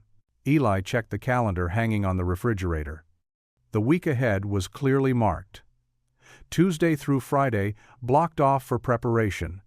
Saturday, labeled Sunflower Saturday, in Noah's careful printing, and Sunday set aside for church and rest. The hearing date on Monday was circled in bold red marker. He kissed Noah's forehead, breathing in the familiar scent of crayon wax and children's shampoo. Time for bed, sunshine. We need to get up early tomorrow.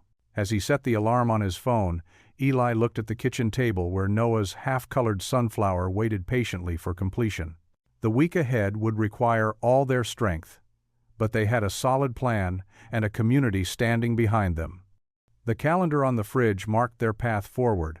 4 days of preparation, One day of community service, one day of rest, and then, the hearing that could change everything.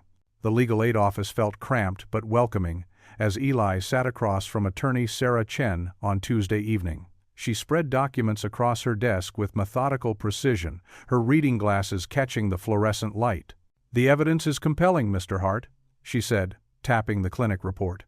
"The dates align perfectly with the flood night, and the nurse's statement about the blue sunflower scarf is quite specific." Eli leaned forward, his work clothes still carrying a hint of motor oil. "And the security footage? Tessa's preliminary review shows clear provocation from Mr. Royce's nephew. More importantly, we have documentation of his false statement afterward." She arranged 3 photographs in sequence. The timestamps tell the real story. The next afternoon, Tessa's office buzzed with activity as she confirmed the security footage's chain of custody. Her fingers flew across the keyboard, documenting each step. "We've got it properly logged now," she told Ruth Ann, who had stopped by with 2 covered casserole dishes. "The footage shows exactly who started that confrontation." Ruth Ann nodded, adjusting her cane. "Good. Now, I need Mrs. Vieira's address for this delivery. One for Eli, one for Mara, though we're careful not to cross paths, of course." Mrs. Vieira met Ruth Ann at her building's entrance, accepting the warm dishes with a knowing smile. "The timing is good," she said quietly. "Mara's been painting late, barely remembering to eat." Thursday evening transformed the church basement into a circle of hope. Pastor Leon sat among 24 community members, their heads bowed in the soft lamplight. "We're not here to judge," he reminded them, his voice gentle but firm. "We're here to support truth and healing." The circle murmured agreement. Ruth Ann's cane rested against her chair as she clasped hands with those beside her. "Guide us to act with wisdom," Pastor Leon continued, "and help us remember that restoration requires patience." Friday afternoon found Eli at his kitchen table, surrounded by papers and Noah's artwork. He worked on his statement while Noah carefully selected drawings for the judge, each one telling part of their story. "What about this one, Dad?" Noah held up a crayon drawing of 3 figures beneath a sky full of sunflowers. Eli smiled softly. "That's perfect, buddy. Put it in the envelope." Saturday morning dawned clear and cool. The community center's walls stood ready for transformation, ladders and paint supplies arranged neatly. Eli and Noah arrived early, joining the first shift of volunteers. "Remember," Pastor Leon instructed the morning crew, "we're fixing more than walls today." Eli helped Noah roll primer on the lower sections of the east wall. They worked steadily, careful not to glance toward the west side where Mara would paint later. When it came time to lay the gold leaf in the wall's hairline cracks, Eli showed Noah how to press it gently into place. "Like this?" Noah asked, smoothing a delicate line of gold. "Just like that," Eli answered. "Sometimes the mended parts become the most beautiful." They finished their shift and left before noon, the gold leaf glinting in the morning sun. Hours later, on the other side of the building, Mara would mirror their work, laying her own lines of gold with trembling fingers, each crack sealed with careful intention. Sunday morning's church service hummed with quiet energy. Eli and Noah sat in their usual pew while Mara attended the later service.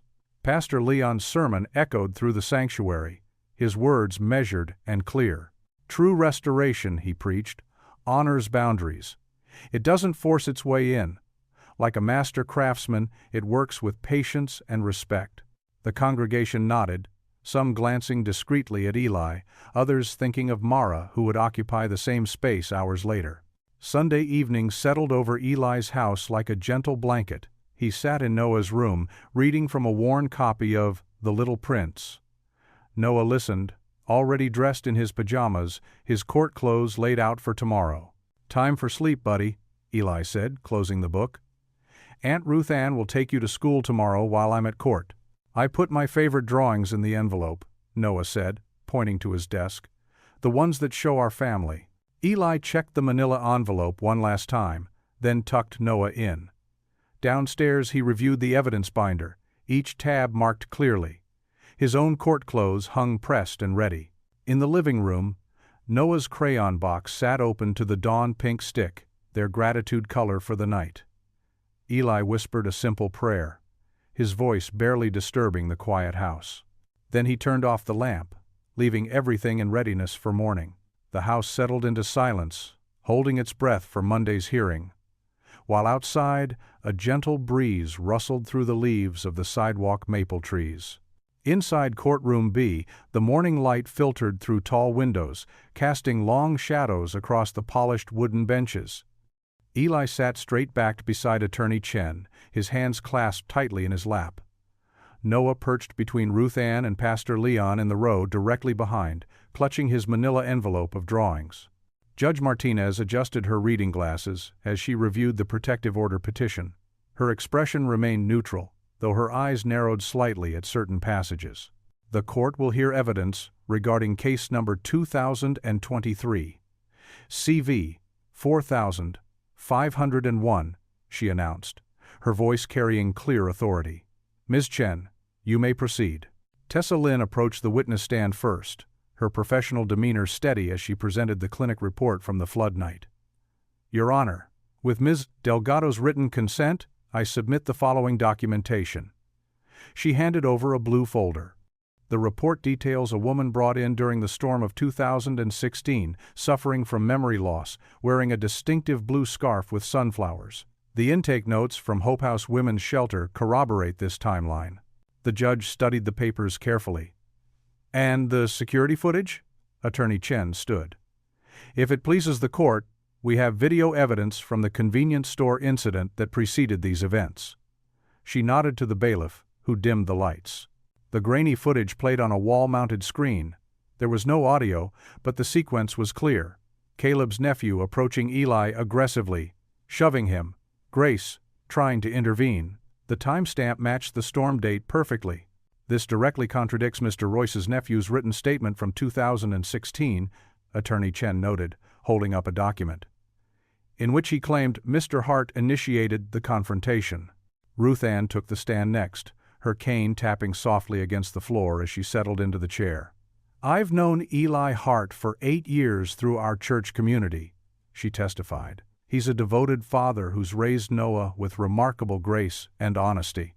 When I recognized the possibility that Grace might be alive, Eli insisted on approaching carefully, always putting Noah's emotional safety first. The judge made notes, then looked up. I understand there are some drawings the court should see. Yes, Your Honor, Attorney Chen replied. Noah Hart has maintained a visual record of his journey, with the court's permission. Judge Martinez nodded.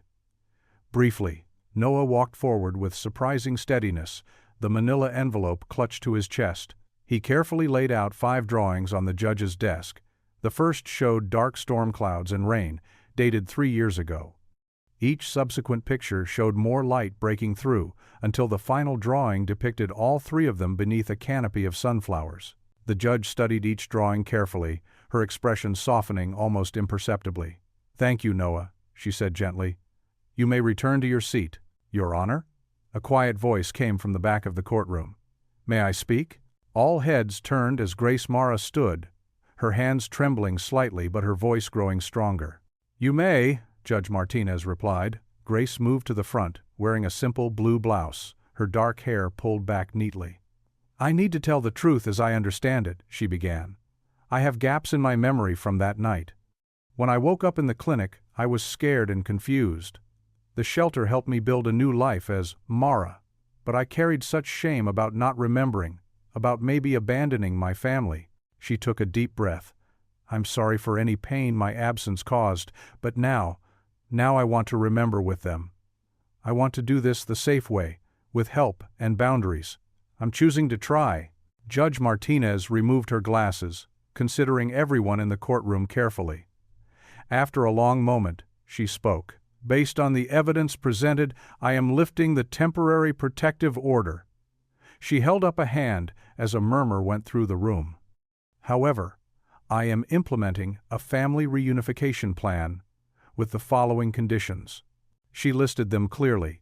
Mandatory trauma, informed counseling for all parties, supervised visits transitioning to unsupervised as therapeutic milestones are met, Monthly progress reports to the court for the first 6 months.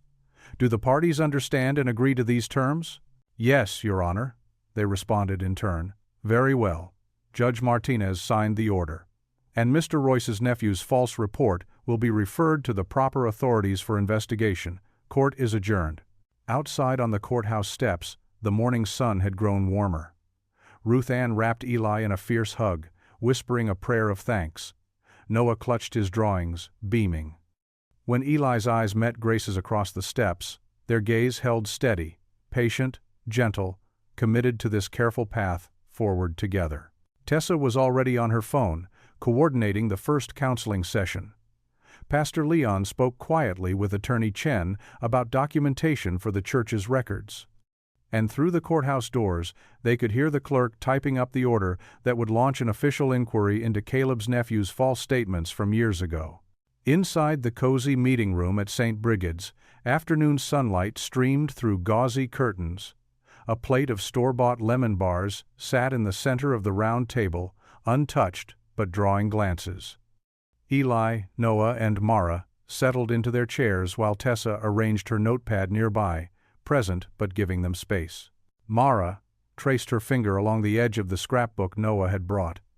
"May I?" she asked softly. When Noah nodded, she opened it carefully, like handling a precious artifact. The first page showed Noah's first day of second-grade photo from last fall. He wore a blue backpack almost as big as he was, grinning wide enough to show the gap where his front teeth had been. "I remember when I lost those teeth," Noah said, pointing to his smile in the picture. "Dad tried to make pancakes for breakfast that morning, but they were all black on the bottom." Eli chuckled, rubbing the back of his neck. "That whole first month after, well, I burned just about everything I tried to cook." Noah practically lived on peanut butter sandwiches. Mara touched the photo gently. "I used to love making lemon bars," she said quietly, glancing at the plate on the table. "The recipe was from my grandmother. You had to zest exactly 3 lemons, not more or less." "Yes," Noah bounced in his seat.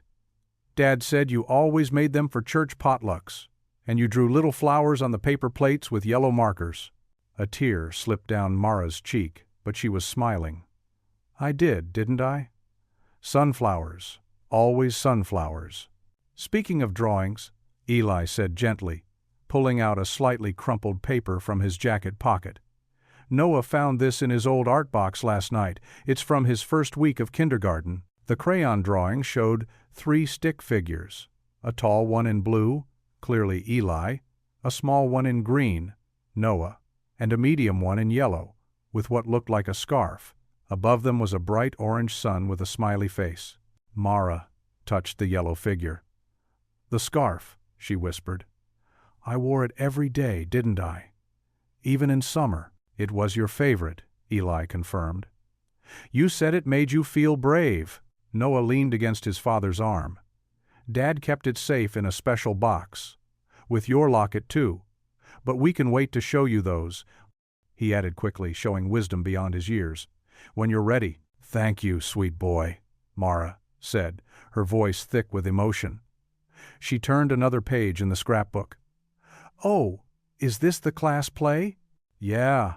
I was a tree in the forest scene," Noah explained. "Dad helped make my costume from cardboard and green paint. Some of it got in his hair." Eli laughed. "Took 3 showers to get it all out. Worth it, though. You were the best tree in the whole forest." They continued through the pages, sharing simple moments. Noah's first bicycle ride, without training wheels. The time he won an art contest at the library. His 7th birthday party at the park where all the kids wore superhero capes Ruth Ann had sewn. Mara shared too, carefully at first, then with growing confidence. How she'd started painting murals at the shelter to help other women feel safe. Teaching art classes at the community center. The first time she'd felt strong enough to sign her work, even if not with her full name. Tessa made quiet notes, smiling at the natural flow of conversation. When Noah mentioned Thursday's planned library visit, she nodded encouragingly. "The family card is a wonderful idea," she said. "It's exactly the kind of normal, everyday activity that can help build new connections." "I'd like that," Mara said softly. I have some books at home about art therapy. Maybe we could find similar ones to share? The children's section has a great collection of drawing books, Noah offered. And they have big tables where we can sit and practice together. Eli checked his watch, knowing they needed to wrap up soon. Should we meet at 2 o'clock?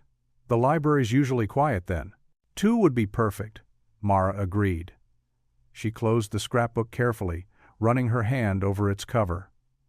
Thank you for bringing this today, for sharing these memories.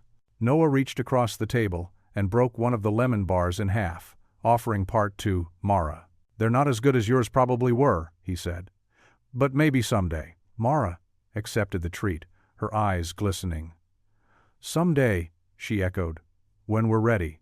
They finished their snack in comfortable silence. Tessa made a few final notes, while Eli helped Noah gather his art supplies. Mara tucked the scrapbook into her canvas tote bag, handling it with the gentleness usually reserved for precious things. Outside in the parking lot, the afternoon sun painted everything in warm golden light. Eli pulled out his journal, required by the reunification plan, and began noting down the day's events while they were fresh in his mind.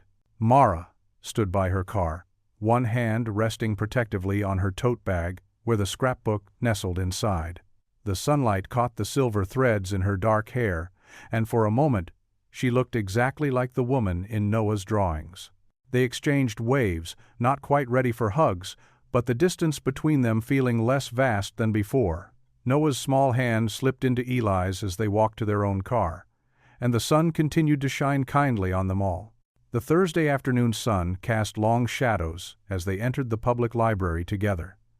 The familiar scent of books and wood polish filled the air. Noah held tight to Eli's hand while Mara walked beside them, her steps measured but relaxed. Tessa followed at a respectful distance, clipboard tucked under her arm. At the front desk, a librarian with wire-rimmed glasses smiled as they approached. "How can I help you today?" "We'd like to apply for a family card," Eli said, his voice steady as he presented the required documents. While the librarian processed their paperwork, Mara wandered to a nearby shelf, her fingers trailing along the spines. She stopped suddenly, pulling out a worn picture book with a blue cover. Her hands trembled slightly as she opened it. "The Sunflower House," she whispered, studying the illustrations. "I remember reading this, but it feels like looking through fog." Noah peered at the book. "Can we get it, Mama?" The words slipped out naturally, and for once no one flinched. They left with both books, the picture book and Noah's heavy art encyclopedia. The walk back felt lighter somehow, more real. Friday evening found them in the church kitchen, measuring flour and zesting lemons. The familiar motions of baking seemed to unlock something in Mara. As she creamed butter and sugar, her movements became more confident. "I used to make these every Sunday," she said suddenly, the words surprising even her. "With my grandmother's glass bowl, it had little roses on the sides." Eli nodded encouragement while helping Noah crack eggs. The kitchen filled with the bright scent of lemon and vanilla. When the timer dinged, Mara pulled out perfectly golden bars, muscle memory guiding her hands to test for doneness.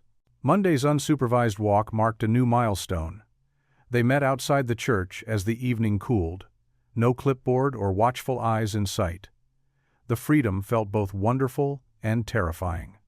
They walked slowly to the mural wall, talking about simple things: the weather, Noah's science project, a funny-shaped cloud. "Look," Noah pointed to where their gold leafwork still caught the light. "It's holding together, just like us." Mara said softly, and Eli's smile reached his eyes.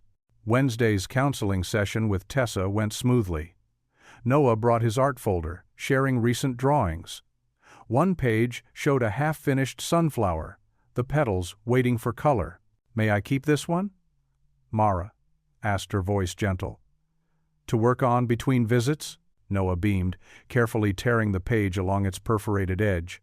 "We can finish it together next time." By Friday evening, the air hummed with potential as the community gathered for mural touch-ups. Eli arrived first, setting up supplies while Noah arranged brushes by size. Mara joined them moments later, her hair pulled back in a practical bun, Paint, splattered apron, already in place. For the first time they worked without a supervisor hovering nearby. The freedom felt earned, natural. Noah mixed colors while Eli and Mara studied the wall, identifying areas that needed attention. "Here," Eli pointed to a hairline crack near the base. "We could strengthen this section." Mara nodded, already reaching for the gold paint. Together, they guided Noah's hand as he helped lay down a thin, gleaming line. The gold caught the evening light, transforming the imperfection into something intentional and beautiful. As the sun set, they packed up their supplies and walked to the nearby taco stand. The smell of grilled meat and warm tortillas filled the air. They chose a public table, spreading out napkins and lime wedges. "I like the green salsa best," Noah declared, carefully spooning some onto his taco. Mara smiled, remembering. "You used to love spicy foods even as a baby, always reaching for the hot sauce bottle." The conversation flowed easily as they ate. Noah hummed his favorite cartoon theme song between bites. Eli shared stories about a customer's ancient pickup truck that refused to die. Mara talked about the community art classes she taught on Tuesdays. As they finished their meal, they checked calendars and made plans for Sunday, but a picnic in the park, well within the guidelines of their reunification plan. The evening had grown soft and golden, matching the day's gratitude color perfectly. Noah carefully wiped his hands and gathered their paper plates. "Can we bring the art book to the picnic?" he asked. "I want to show Mama the page about Vincent van Gogh's sunflowers." "Of course," Eli said, watching Mara's face light up at the suggestion. They parted ways under the string lights of the taco stand, each carrying a piece of the evening's warmth with them. The gold paint had dried on their fingers, marking them as artists, as family, as people willing to turn cracks into beauty. Sunday afternoon painted the park in warm autumn colors. Eli spread a checkered blanket under a maple tree, while Noah carefully arranged their picnic supplies, paper plates, napkins, and a thermos of hot chocolate. Mara arrived, carrying a wicker basket, her hair caught in a loose braid with a familiar blue scarf woven through it. The afternoon air carried the scent of fallen leaves and someone's distant barbecue. They shared sandwiches and fruit, talking easily about small things. Noah's upcoming science fair, a funny story about Mrs. Vieira's cat, the way the sunlight dappled through the branches above them. Ruth Ann's arrival was preceded by the gentle tap of her cane on the pathway. She settled onto the blanket with help from Eli, producing a manila folder from her large purse.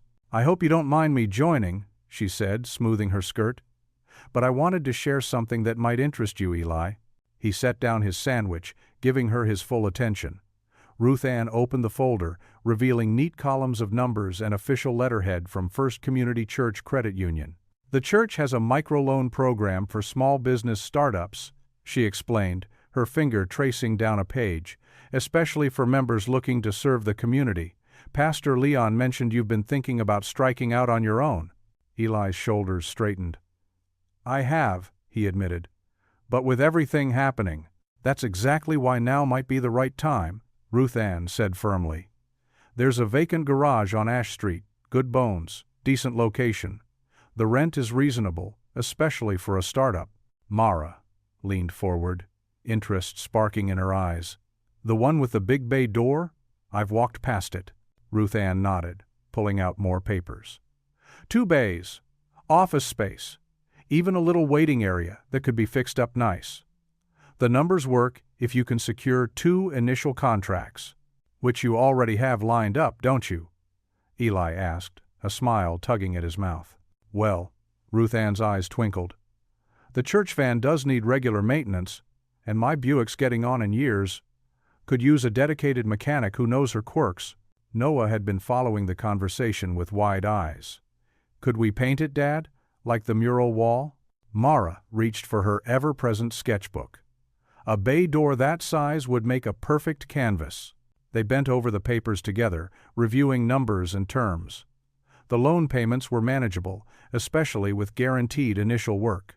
The location was good, close enough to retain current customers, but far enough from Caleb's shop to avoid direct competition. "I could help with the office setup," Mara offered tentatively. "I've been thinking. The community center needs an art teacher 2 afternoons a week. If I took that position, I could help here other days, once we're further along in the plan. Eli looked up, surprise and warmth mixing in his expression. You'd want to be involved? Small steps, she said softly. But yes, Noah could have a homework corner, like at the current shop. Maybe with better lighting. And more crayons, Noah added seriously, making them all laugh. Ruth Ann pulled out one final paper. I took the liberty of setting up a viewing for tomorrow morning at 9:00. The landlord's a church member. Good woman. Fair-minded. If you're interested? Eli studied the numbers again, his mechanic's hands gentle with the papers. Years of working for others, of biting his tongue against Caleb's jabs, of dreaming about his own shop. It all seemed to crystallize in this moment. Mara was sketching quickly, her pencil dancing across the page. When she finished, she carefully tore out the small drawing and handed it to Eli. It showed the bay door transformed by flowing lines of sunflowers and gears, intertwined in a design that spoke of both their worlds. Something like this, maybe? She suggested. For the shop front? Eli traced the design with his finger, nodding slowly. It's perfect. They began packing up as the afternoon light softened. Noah helped gather empty containers, while Ruth Ann folded the blanket with practiced movements. Eli stacked the papers neatly back into their folder, holding them like a promise. Tomorrow at 9, then? He asked, looking between Ruth Ann and Mara. Ruth Ann nodded. I'll meet you there. The landlord's name is Ms. Peterson. I'll come too, Mara said, to see the light, for the mural design. They packed the last of the picnic supplies, shaking crumbs from the blanket and gathering stray napkins. The thumbnail sketch of the bay door mural went carefully into Eli's folder, a small seed of their shared future taking root. The late morning sun streamed through the dusty windows of the Ash Street garage. Eli walked the perimeter, noting where repairs would be needed, a loose gutter here, some weather stripping there. But the bones were good. The concrete floor was solid, the lift was operational, and the location was perfect, just 3 blocks from the elementary school. Noah trailed behind his father, dragging a stick along the wall and making engine noises. Can I have my own workbench, Dad? Like at the old shop? You bet, buddy. Eli ruffled his son's hair. We'll set it up right by the window. Mara stood in the doorway, her artist's eye already mapping possibilities. The light is beautiful in here. And look how the afternoon sun will hit that bay door, perfect for the mural. The landlord, Mr. Peterson cleared his throat.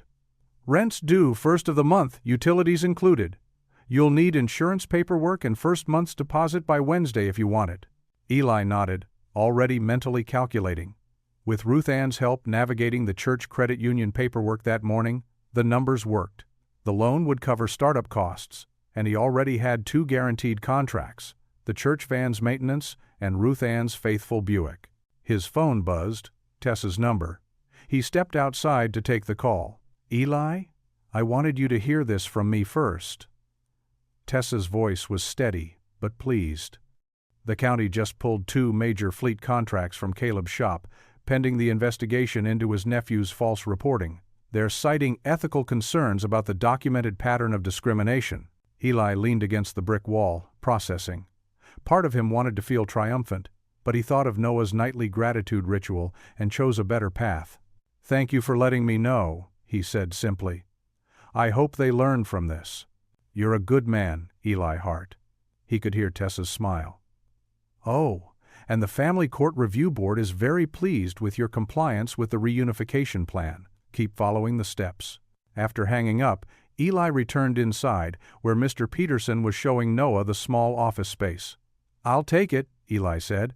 I can bring the paperwork Wednesday morning. An hour later, Eli parked in front of Caleb's shop. The familiar smell of motor oil and metal greeted him as he walked in.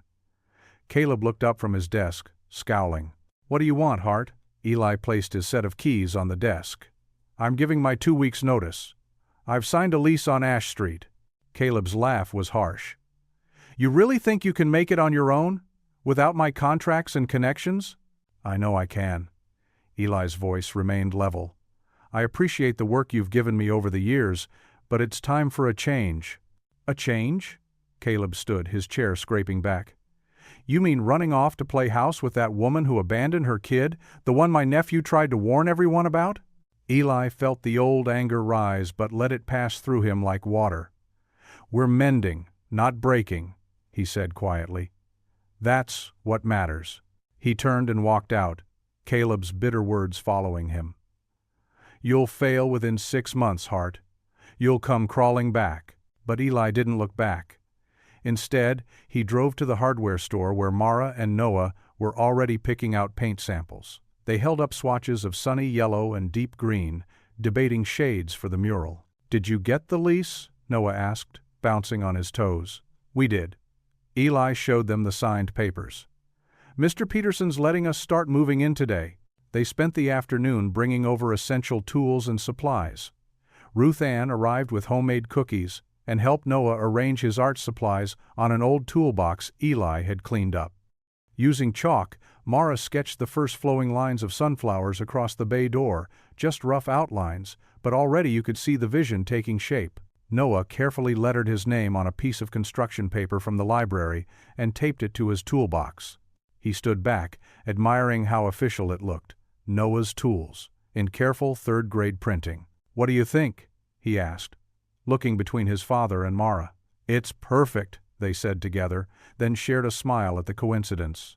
The setting sun painted long shadows across their new shop floor as they finished sweeping up. Tomorrow, they would begin painting the mural. But for now, this moment was enough. The three of them working side by side, the space slowly transforming from an empty garage into something that felt like possibility. Eli checked his watch. 6:00 p.m. Time to lock up for the night, he said, fishing out the new keys Mr. Peterson had given him. Can we come back tomorrow? Noah asked, already gathering his crayons. Mara nodded. I'll bring the paint after my morning shift at the center. We can start on the mural in the afternoon. They walked out together into the cool evening air. Eli turned the key in the lock, testing it twice, an old habit from years of closing up shops. The metal sign above the door was still blank, waiting for their name, but he could already picture it. Heart, Sun Restorations, with a border of sunflowers running along the edges. Noah slipped his small hand into Eli's as they headed toward their cars. What's today's gratitude color, Dad? Eli looked at the sunset-painted sky, at Noah's hopeful face, at Mara, carefully rolling up her sketch papers. How about New Beginning Blue? Noah grinned. Perfect. Mara steadied her hand as she added the final touches to the bay door mural. The morning sun caught the gold leaf she'd worked into the paint, making the massive sunflower seem to glow from within. The metallic veins branched through the petals like roads and rivers, each one representing a path that had led them back to each other. Pastor Leon stood nearby, his Bible tucked under one arm as he watched her work. The rest of the small gathering, Eli, Noah, Ruth Ann, and Tessa, waited quietly, giving Mara space to complete her vision. It's perfect, Noah whispered, clutching his sketchbook. He'd been drawing alongside her all morning, adding his own smaller sunflowers to the bottom edge of the mural where children could see them at eye level. Eli checked his watch, almost time for the small blessing ceremony Pastor Leon had suggested. The garage already looked different from the dusty space they'd walked into days ago. Clean tools lined the walls, and Ruth Ann's blue Buick sat ready for its first official inspection. The church van would arrive later that afternoon, their first 2 jobs as Heart, Sun Restorations. Pastor Leon stepped forward, opening his Bible. Shall we begin? They gathered in a loose circle. Mara, who had quietly asked to be called Grace Mara that morning, set down her paintbrush and joined them, standing close to Noah, but not quite touching, respecting the careful boundaries they'd established. Lord, Pastor Leon began, his voice warm and steady, bless this space of healing and honest work. Bless these hands that restore what's broken. Bless these hearts that choose to mend. Noah leaned against his father's side as Pastor Leon spoke. Eli wrapped an arm around his son's shoulders, feeling the familiar weight of him, watching Grace Mara from the corner of his eye. She stood with her hands clasped, paint still marking her knuckles, listening intently. When the blessing concluded, Ruth Ann stepped forward with a ring of keys tied with a sunflower ribbon. "First official customer," she announced, handing them to Eli. "The Buick needs its usual checkup. And here's the paperwork for the church van," Pastor Leon added, passing over a manila folder. "Full inspection and brake work scheduled for this afternoon." Tessa approached with a card in her hands. "From everyone at the shelter and St. Bridget's," she said, giving it to Grace Mara. "We're so proud of all of you, doing this the careful way, respecting the process." Grace Mara opened the card, and a small shower of paper sunflowers fell out, clearly cut by the children in her art classes. Her eyes welled up as she read the messages inside. "Look," Noah said, pointing to the mural. "The sun's hitting it just right." They all turned to look. The morning light had reached the perfect angle, making the gold leaf gleam within the painted flower. The metallic lines that Grace Mara had worked into the design shimmered like living things, highways and rivers and paths, all leading to the heart of the bloom. Eli had to swallow hard against the tightness in his throat. Each of those golden veins represented a step in their journey. The shelter intake forms, the counseling sessions, the supervised visits, the careful progression of trust-building moments. All of it captured in paint and precious metal on his shop door. "I tried to show how we found our way back," Grace Mara explained softly. "How every crack can become something beautiful if you fill it with light." Noah slipped his small hand into hers, a gesture they'd agreed was okay during milestone moments. "Like the gold paint we used on the community mural," he said. "Remember?" She squeezed his hand gently. "Exactly like that, little sunflower." The small group gradually dispersed, Pastor Leon to prepare for afternoon services, Ruth Ann to run errands, Tessa to her afternoon appointments. Soon it was just the three of them, standing in the newly cleaned office with paper cups of lemonade that Grace Mara had brought in a thermos. "Time for our gratitude color?" Noah asked, pulling out his ever-present crayons. Eli nodded, closing the office door to give them privacy. This had become their ritual, naming their daily color of thankfulness, marking the steady progress of healing. "Harvest wheat," they whispered together, and Noah selected the perfect shade from his box. Grace Mara took out her planner, the one where she tracked all their visits according to the reunification plan. "So, for next week," she said, "we have the library on Tuesday at 4, dinner at the church fellowship hall Thursday at 6, and the park on Saturday, if the weather's good," Eli added, checking his own calendar. All within the plan's guidelines. They worked out the schedule carefully, making sure each visit built on their progress while respecting the boundaries their counselor had helped establish. The final milestone, the one that would allow them to discuss living arrangements, was still a few weeks away. "We'll take it slow," Grace Mara said, as if reading their thoughts. "When we reach that milestone, we'll talk about next steps the safe way." "No rushing," Eli agreed. "Just steady," Noah added, coloring a small wheat stalk in the margin of Grace Mara's planner. They sipped their lemonade in comfortable silence, the sunlight from the bay door casting golden patterns across the office floor. Outside, the mural caught the afternoon light, its metallic veins glowing like promises kept, like paths home, like love restored one careful step at a time. The first week of the new shop buzzed with steady progress. On Wednesday afternoon, Grace Mara stood at the front of the community center's art room, surrounded by easels and eager faces. She wore her blue sunflower scarf tied loosely around her neck, no longer as a shield but as a reminder of who she was becoming. "Today, we're going to learn about mixing colors," she explained, her voice growing more confident with each word. Noah sat in the front row, beaming up at her with unmistakable pride. His own set of watercolors was already arranged precisely on the table before him. The children followed her instructions carefully, as she demonstrated how to blend yellow and blue to create different shades of green. When Noah raised his hand to answer a question about complementary colors, Grace felt her heart swell with a familiar warmth she was slowly allowing herself to trust. Thursday brought another milestone, their second unsupervised afternoon. They spent it in the shop's small office, Grace helping Noah with his math homework while Eli finished up an alignment job. The normalcy of it felt both strange and wonderful, like trying on a comfortable old sweater and finding it still fit perfectly.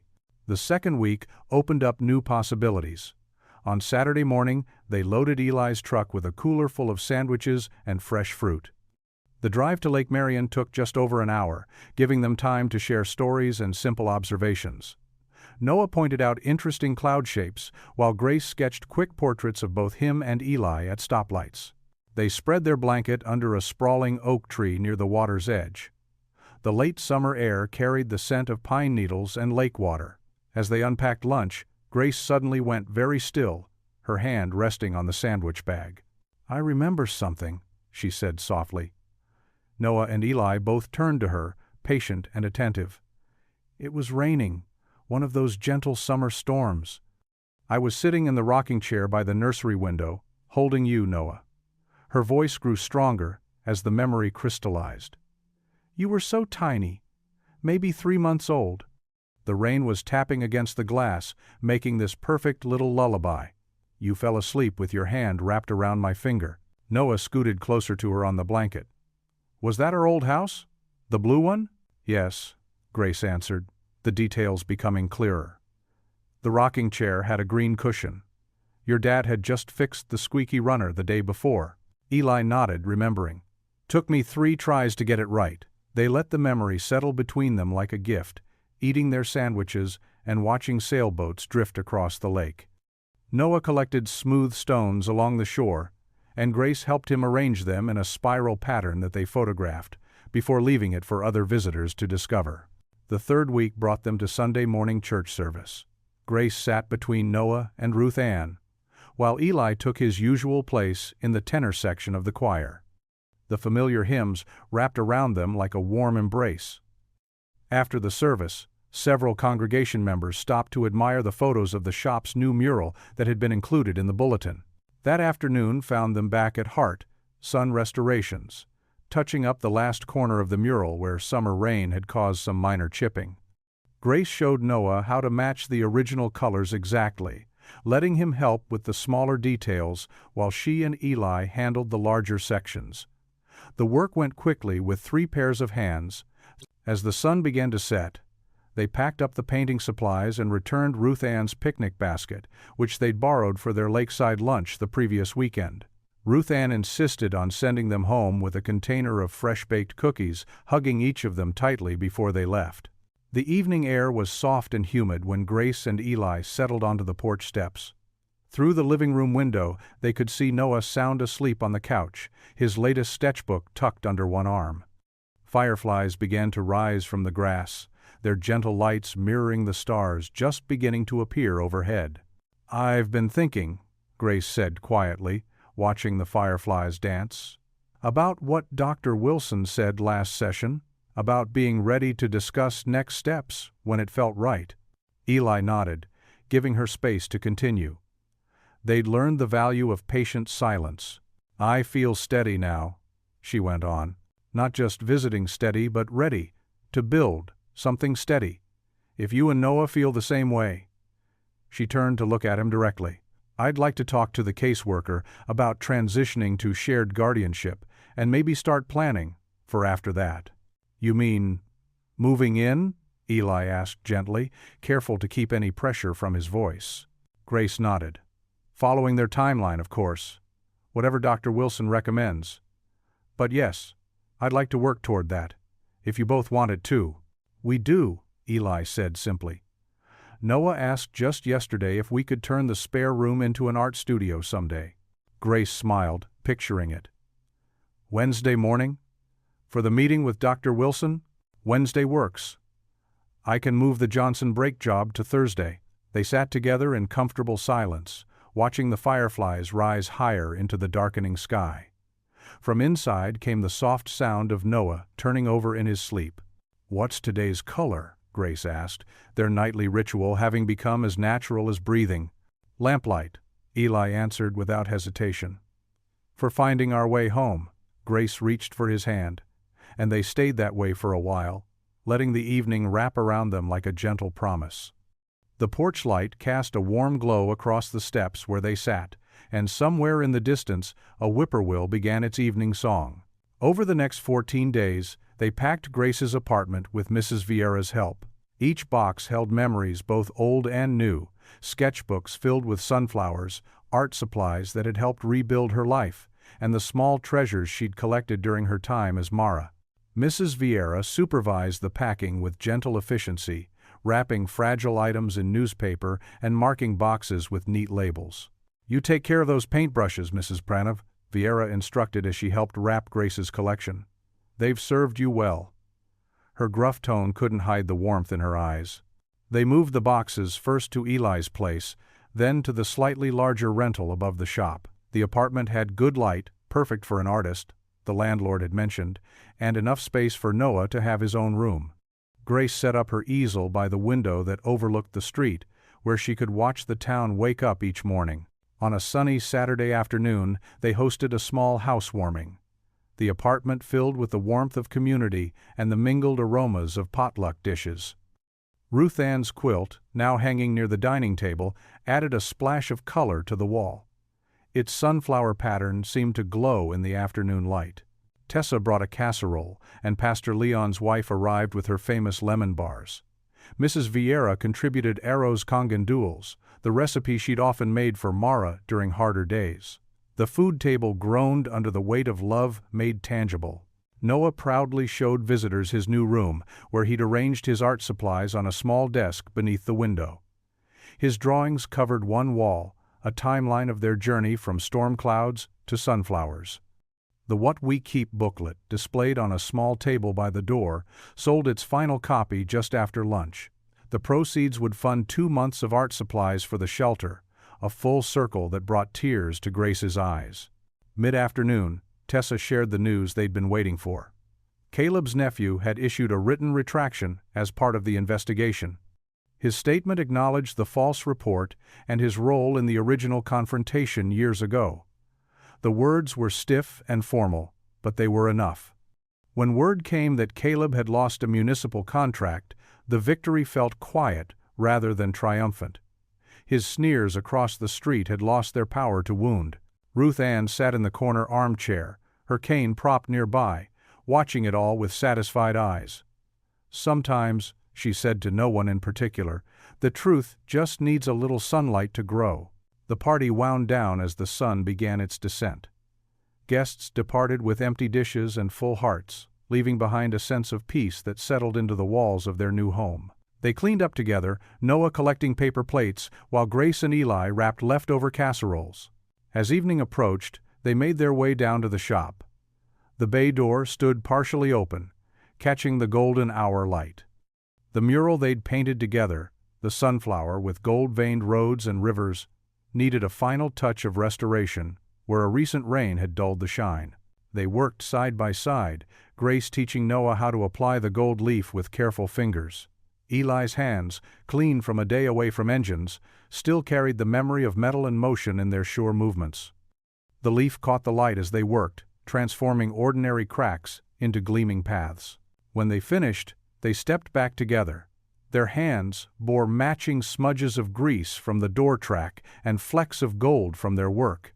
The setting sun painted everything in amber tones, making the mural seem to come alive.